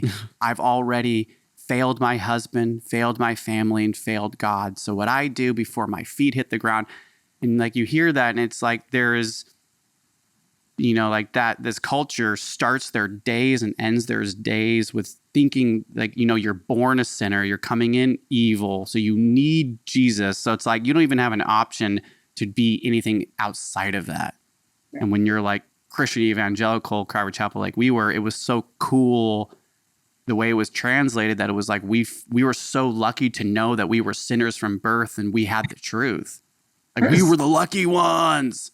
We're so lucky, dude. And they're all still so lucky. And it's just such a bummer that they lost you, right? That's like, yeah. So it's like, God damn. I like for me, I don't enjoy, I used to in my early 20s, I used to love talking with people from the church because it would like feed that younger self. But like, I personally I don't get any joy talking with evangelical Christians, because that's the type of conversation it breaks down to, is like logic. Like we're not talking about God. Let's talk about just human logic here, and where yours potentially maybe falters. And if you get there, then it goes to faith and we lose, right? Because everything's faith-based, and that's where you can't fight faith. Yeah. You can't win over faith. That's it. That's an end all. So it's just difficult. It's difficult to talk with evangelical Christians. It's fascinating for us, though. Like we've had somebody from the SDA, Seventh-day Adventist. Oh, wow. Like wildly different experience. Yeah. Really? You know, like wildly different. We've talked with Southern Baptists, very similar to Calvary Chapel. Yeah. You know, like, and so there are Christians that were raised from birth in the church that have, you know, way more like adjusted emotional behaviors, better friendship, better relationships, long marriages. Like, yeah. And you're like, how is that possible? You came from the church. And they're like, oh, well, this sector that happened to the 1800s left that crazy and started their own, you know. So it's just like fascinating how many different. So that's why I really do think that Calvary Chapel is fucking evil. Yeah. Well, and there's evangelical and like non-evangelical. Yeah. And like that's a big difference. And he's talking about Jonathan that we had on from the SDA culture. And he still has religious trauma, though. That's the thing. It's like there's still trauma in it. It's just not the same. There's something about being an evangelical where it's like, well, you're just born to die for God. And there's nothing else here for you, that really traumatizes you in a deeper fashion, I would presume. Yeah, you know, this is one of the things I'm wrestling with. And again, forgive me, guys, I'm new to this space. And so much of this is still new for me. And it might be very ignorant what I'm going to say, but it was something one of the first questions I posed to like my followers was, I'm personally right where I stand now, and it shifts a lot, but the problem, the thing that creates trauma, like I think there's religious trauma and spiritual abuse, right? Spiritual abuse is, I think, a lot of what we've talked about today. Really, like a spiritual leader using their authority, right, to manipulate, to control, to physically abuse. But then there's like the trauma, which is as far as I understand it, just there's not one event. It's just years and years and years and years and years of all of this shit. And so much of that, as I've unpackaged that in my own life, is not it's the fundamental teachings of Scripture. Meaning it's not church, the church is just doing what the Bible says. And I know they're misinterpreting it. But that's the problem. The whole foundation is based off of a book that is open to interpretation, that as we read it today has been translated and translated and translated and translated. So it's not really, again, please forgive me if I'm speaking wrong. And if you listen to this podcast and this infuriates you because I'm an absolute idiot and you could drop this on me right now. But like, isn't it fundamentally just Christianity? Isn't it like at the very core of Scripture, the things that are traumatizing to us, to your point, Nathaniel, like the messages we hear, we're flawed, we're fucked up, we need God, we're worthless without him, there's nothing good in me. And that's just like one of hundreds of messages that we're hearing that are traumatizing, right? Yeah. Yeah. And I think that what I want to add to that is that from my experience, like, because everything you're saying is on point. 100%. I totally agree with you that it's like a lot of what we've been talking about has been abuse from other human beings. Yeah. And that's emotional, mental, physical, spiritual, right? And if you're a spiritual leader, as in a pastor, then a lot of that's going to be a spiritual abuse from that. And so I totally agree with you that fundamentally religious trauma comes from that embedded into us, or that culture. But Calvary Chapel's whole motto is by the word, for the word, right? So they're taking that fundamentalism, and that's like in every family. It's in your dinner prayers. It's in your morning devotions with your mom. It's in your family group, college group, high school group, youth group. Like everything is like you go bring your friends from schools to the youth group, and they're like, is there like a long Bible study? And you're like, the longest. Like, well, I thought it was supposed to be fun, and then they come and it's like 2 hours of a Bible study, and they're like. They're sold, and you're like, I don't know how that works. Yeah, you're like, I don't know why you just gave your life to Christ. We have the most boring church. All we do is read but that's like Calvary Chapel's thing, right? Is it's like by the word, for the word. And so it's one verse at a time. We're going to read 2 verses today, and we're going to spend, 2 hours on 2 verses. And it's like, how can we do that? It's just like, and I think Julia called it hermeneutical or something like that. Yeah, hermeneutics. Yeah, right. So like taking the verses and breaking them down to every little piece. Yeah. And so, and us being pastors' kids, man, I memorized 1st and 2nd Peter to my brain because I wanted my dad to be proud of me, and he was like, remembering the, being able to recite scripture on a long form is like prophets do that. And I'm like, well, I'll do it. So that shit was like in me, and like, yeah. So that was actually agree. Part of my deconstructing was because I studied the Bible like in the original languages. And, my whole life I had so much certainty built up around what I believed in, as I was in how I was taught what everything meant, right? The interpretations of Calvary Chapel and how everything is. Chuck Smith mostly. And, when you go to Bible college, you have to listen to Chuck tapes. You have to listen to they call them Chuck Bucks. We just learned that, dude. It's fucking colty as it gets. Bucks? Is that what Chuck it was? Bucks. Chuck Bucks? Chuck Bucks? I never heard that. That's what Julia told Chuck us. Tracks. Chuck Tracks, Chuck Bucks? Chuck Tracks. I don't know. But Chuck Tracks. Julia was telling us that you had to get, at school, 8 hours or something of Chuck studies listened to every week or something like that? Yes. Yeah. Dude, that's so creepy, man. So creepy. So creepy. So creepy, dude. Yes. I can't do a good Chuck impression, but. Oh, I haven't listened to Chuck since I was 14. I can just do the classic Calvary Chapel pastor voice, which is like, all right, open your Bibles to John chapter 6. That's my joke. All right, why don't we bow our heads? Yeah. Okay, so we're getting to the 2 hour mark, which is like no doubt we're gonna wrap things up. But is there anything like with everything that we've talked about? Is there anything like on your mind right now, or like because we talked about your story, then we've talked a lot about like your experience of healing and everything you've just been displaying or putting on display for us has been magical. Like the things you're dropping are powerful as fuck. Is there anything that's just like on your mind right now that you'd want to share, given our conversation? On my mind, just with what we're talking about. Yeah, I think there's just so many of us, man. That I'm at that stage. I had no idea there were so many of us till I started this. I knew what religious trauma was. I knew what spiritual abuse was. I knew I was a victim of that. But as I healed, I just completely moved away and was disconnected from this whole world. So I knew my sister, I'd helped her. That's kind of what kind of started surfacing this 3 years ago. So yeah, I think I'm just overwhelmed with how many of us are going through it. And so really my core values, I have like 3 values as showing up on Instagram and as a coach. And the number one it will always be this is like, I just want people like me to feel seen. That's it. Like, I just want you to feel seen. I'm not here to like tell you how to be, what to do, preach at you, nothing. Like, it's just time for us to feel seen, to raise awareness around what's going on, is important to me as well. But that's number one. It's just, I want you to feel seen. I want you to feel heard. Like, if you're listening to this podcast and you can relate to any of this, like, I'm so sorry. And if there's any potential that you don't know you can heal, or that, this is just trauma, I'm so grateful for podcasts like this and being able to share, you guys, that you can heal, you can And so that's like really it, man. That's what's always on my heart these last months is I'm hearing all these people coming out, like, just, and dude, check out my Instagram. Like, people are like telling their stories in comments, and like they just need a space. All I've done is, I see it, is like show up, make some stupid little reel and share a little bit of my story. And it's just like, I'm getting DMs all day, comments. It's just unbelievable. Like, and they're just telling They've never felt heard. They've never felt seen. I'm not saying it doesn't exist, but recent studies are suggesting there's 20 million of us currently right now suffering with like CPTSD symptoms. Yeah. And how many of them don't even know?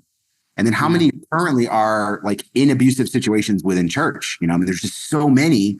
And I haven't found that there's lots of spaces like what you guys have created, that there's not many. And so love what you guys are doing, just bring awareness to this. It makes it a really exciting cool. Thank you for that. Makes it a really exciting time because we can be those spaces, and we can start making other people realize they can be those spaces too, and then expanding that. We never got to. You keep saying you're a coach. What do you mean by that? Yeah, I was gonna. Yeah, I don't think we've ever defined that. Why don't you tell us? Because go for it. Yeah, just help people, man, get through this stuff. Yeah, wherever stage they are on the journey.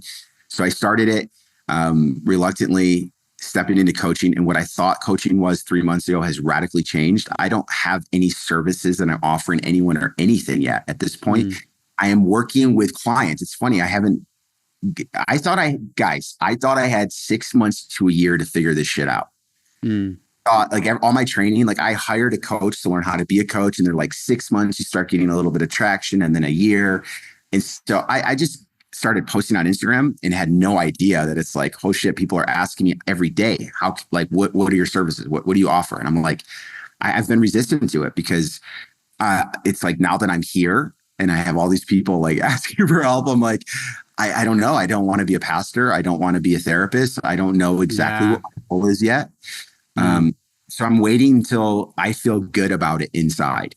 And in the meanwhile, it has to feel good for me. And in the meanwhile, I'm just free showing up on Instagram. I respond to every DM, every comment, just trying to connect with people and help them feel seen right now. So to answer your question, I don't really even know what a coach is. I know what it is, like what most people think of a coach, and I've taken a lot of training certifications around it. But now that I'm here, it doesn't feel great for me. And so I'm trying to figure out what does feel great for me and what's going to actually help people. Because when you learn how to be a coach, so one of the things that all the coaches do is you build this like program, right? You build like an 8 to 12 week program, and it's intensive. It's like all these videos and all these trainings and this community and all this. And why that feels inauthentic for me is because I bet if just the three of us, if you were to hire someone to help you heal from religious trauma, it would look completely different for every one of us, right? Yeah.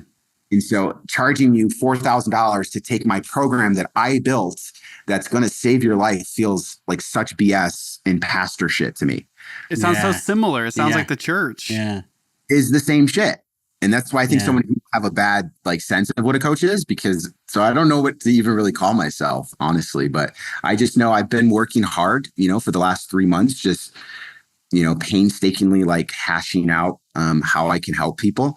That's going to feel really authentic for me. And for someone like you, like Zach, I want you to be able to like, dude, I don't need that, but that is exactly what I would have needed 5 years ago, So I'm still hashing that out and taking suggestions. So when we're done with this, if you guys have any ideas, but I'm getting close. I think I'm getting close. Right now, I'm just working one-on-one with people that like have messaged me, and like they're really, really, they're in it. They are in it. Like they feel like in their fucking mind, they want to end their life.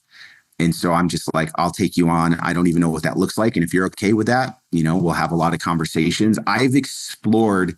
So once I started going to therapy, like, dude, I went all in. I have been like NLP certified. I mean, you name it, dude. I've psychics and I've done all the seminars and like very diverse. So not science, like pseudoscience stuff. I'm okay. Yeah. Tried all the shit, And so I think ultimately where I stand right now is like a guide. Like I want you to heal your way. And there's so many different ways to do that. Some are more scientific than others, but I'm just here to support that journey and be, someone that, just like your biggest fan, encourage you along the way, and has learned a lot of shit about how trauma works and how it, it affects us and how we can heal from it. And so, yeah. Wow. Love that. And then one thing I'm just going to like say to that is, I think we feel the exact same way and have felt that way that you're feeling, like not the same, but like it sounds, so you created an Instagram like a handful of months ago, and you're just like, I'm going to start sharing my story publicly here. So you make videos, you make posts, right? And so that's where it all started. Next thing you know, you're getting DMs left and right from people being like, yo, I went through that too. And you start having these conversations, right? Then the dominoes fall and you're like, damn, there's a lot of people suffering from religious trauma or have complex post-traumatic stress disorder. And it's just blown up your world. And it's just, and I think that like me and Zach starting this podcast, and when we started doing religious trauma, like we would get really anxious and nervous or kind of frustrated. Like when Sunday would come around, we'd be like, what are we going to talk about today, dude? Like, why are we doing this? Like, why are we putting our story online? No one cares. No one's watching it. It's hard to do this.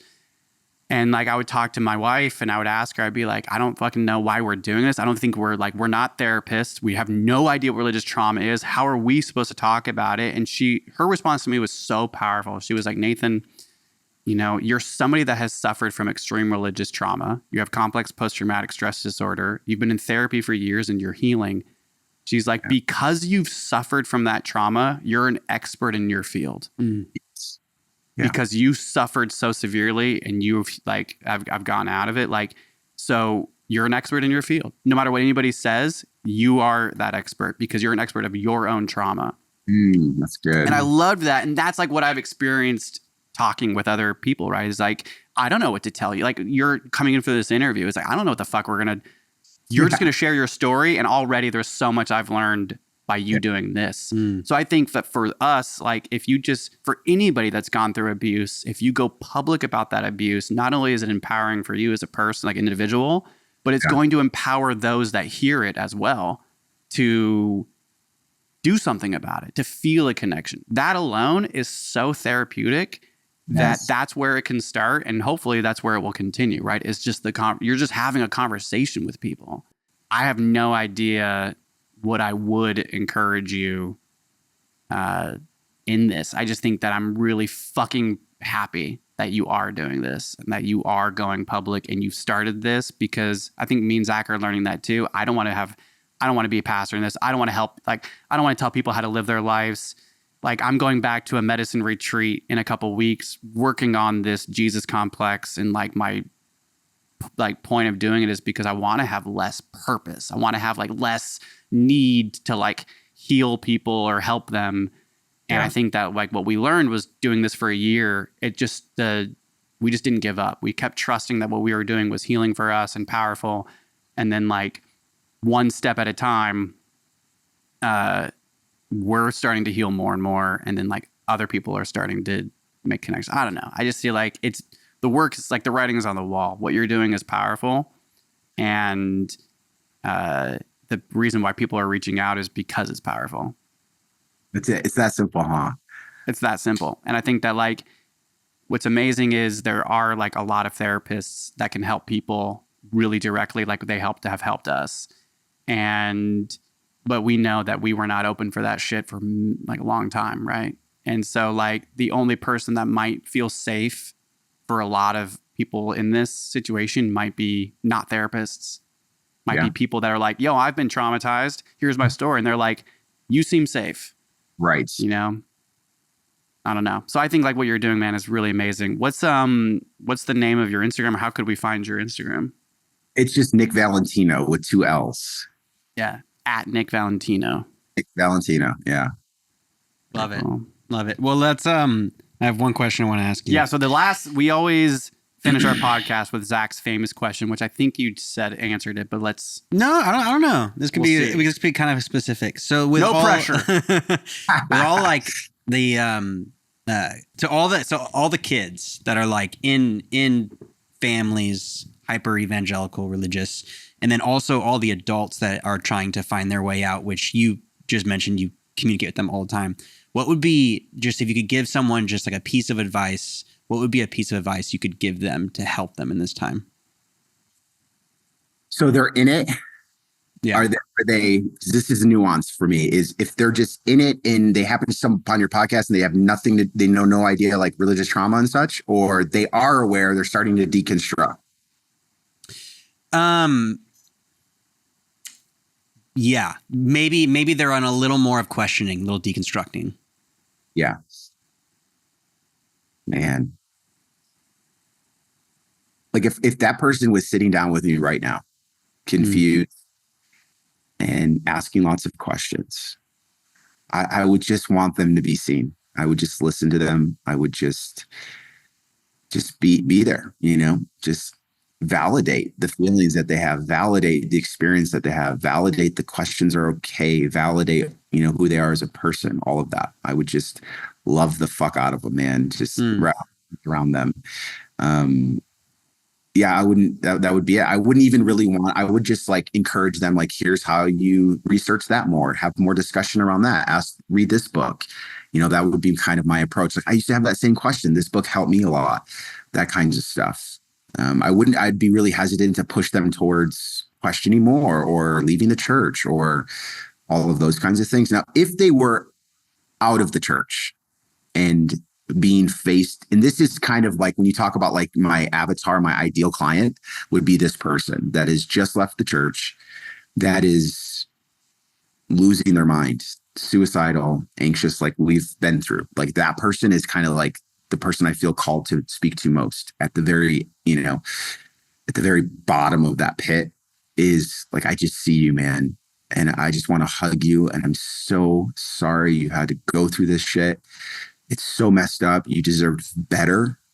And, like God loves you, like I would just want to affirm that they're loved and encourage them. Like when you're ready, like you're going to get through all of this. It's hard to believe that right now, but I promise you, like I wish somebody would have told me that, man. I wish I had one person in my life that would have told me that. Just that. Right. And I try to fix it and I try to, help make sense of it all. Just like, I see you, man, and you're going to be okay. And I'm going to be here to help you through that. I want to help you. Love that. Thanks for sharing that. Damn. Yeah. I guess I really just want to say thank you, bro, for doing this. Everything you just said there, what I'm taking from it is like what you said, like that main value, which is to be seen. Yeah. Right. Being seen. Like you want, like if there's anything that you could offer anybody, it's that you see them. And so what I'm taking from that is like your perfect client is what you like. That's you. Your perfect client is yourself. And that's like so fucking beautiful because that's where real healing is when we start parenting ourselves. And I think that's like huge. And so you can offer that. You can be like, I've parented myself this way. And I've learned by being my own parent that maybe I can coach or help you become your own parent because I can't do this for you. Yeah. Yeah. So thank you, Nick. Yeah. Thank you, ex-pastor Vallentino. Yeah. I have so much gratitude, man. I'm so happy we made this connection, that our community is growing. And thank you for I know that you've been on other podcasts and you've done this. You're starting to share your story more. And so I'm just really commend you on that. And also for us really being the first major leader in the same, this has been really, really a big deal for us. And I think that it's clear that I think that you can have this conversation with other people probably like this a lot, right? And do this a lot and share your story a lot. And so can we. But to be able to do this with you, who is I feel safer in this world knowing that there's leaders in this past of ours that is now part of our community too. That's a big part. It makes me feel safer with my parents, to be honest, that it's it's all going to be okay. And so I really appreciate you coming on here, man, to share this and do this with us. It's really huge. Yeah, man. Seriously, I'm so honored. Zach and Nathaniel, I really appreciate you guys. I love what you're doing, dude. And when I'm telling you, I was sitting on the couch, stoned out of my mind with my buddy, eating some Doritos, watching the two Calvary boys. I was like, we just tripping out. Like there's I love that, dude. Like us, dude. It's like, it is trippy, man. It's trippy for me now too. It's but that's awesome. That's what's supposed to. Hell yeah.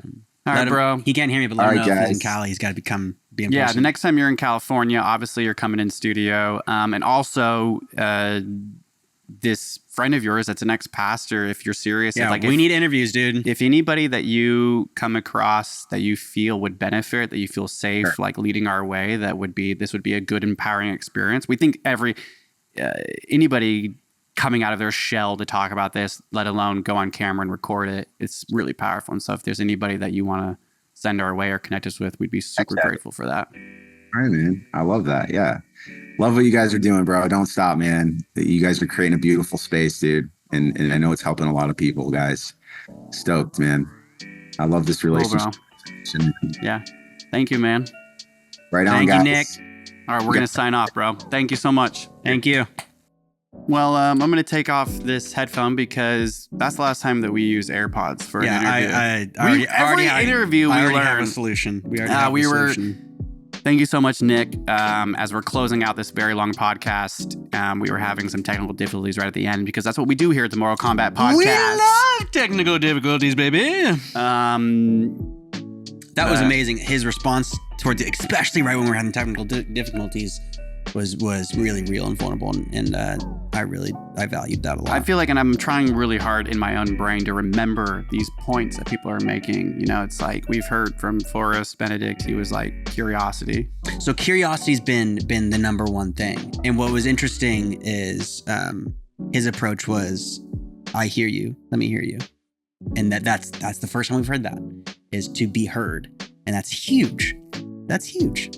And that's the message he's putting out into the world, to be seen, be heard. Julia's was, you are good. You are good. That was Julia's. Such good messages. Yeah. Curiosity, you are good. I see you. I think that would be a beautiful book with just all this advice, and every page is just different advice from different people. And it's just that one sentence and a quote. And it's like, you are good.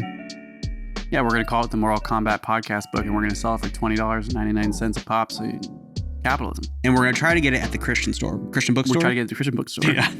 Oh, God. You remember the Christian? All right, folks. Thanks for being here. Yeah, thank you, everybody. And thank you, Nick Valentino. That was huge. That was amazing. Yeah. All right, bye, everybody. See you next time. See you next time. Bye.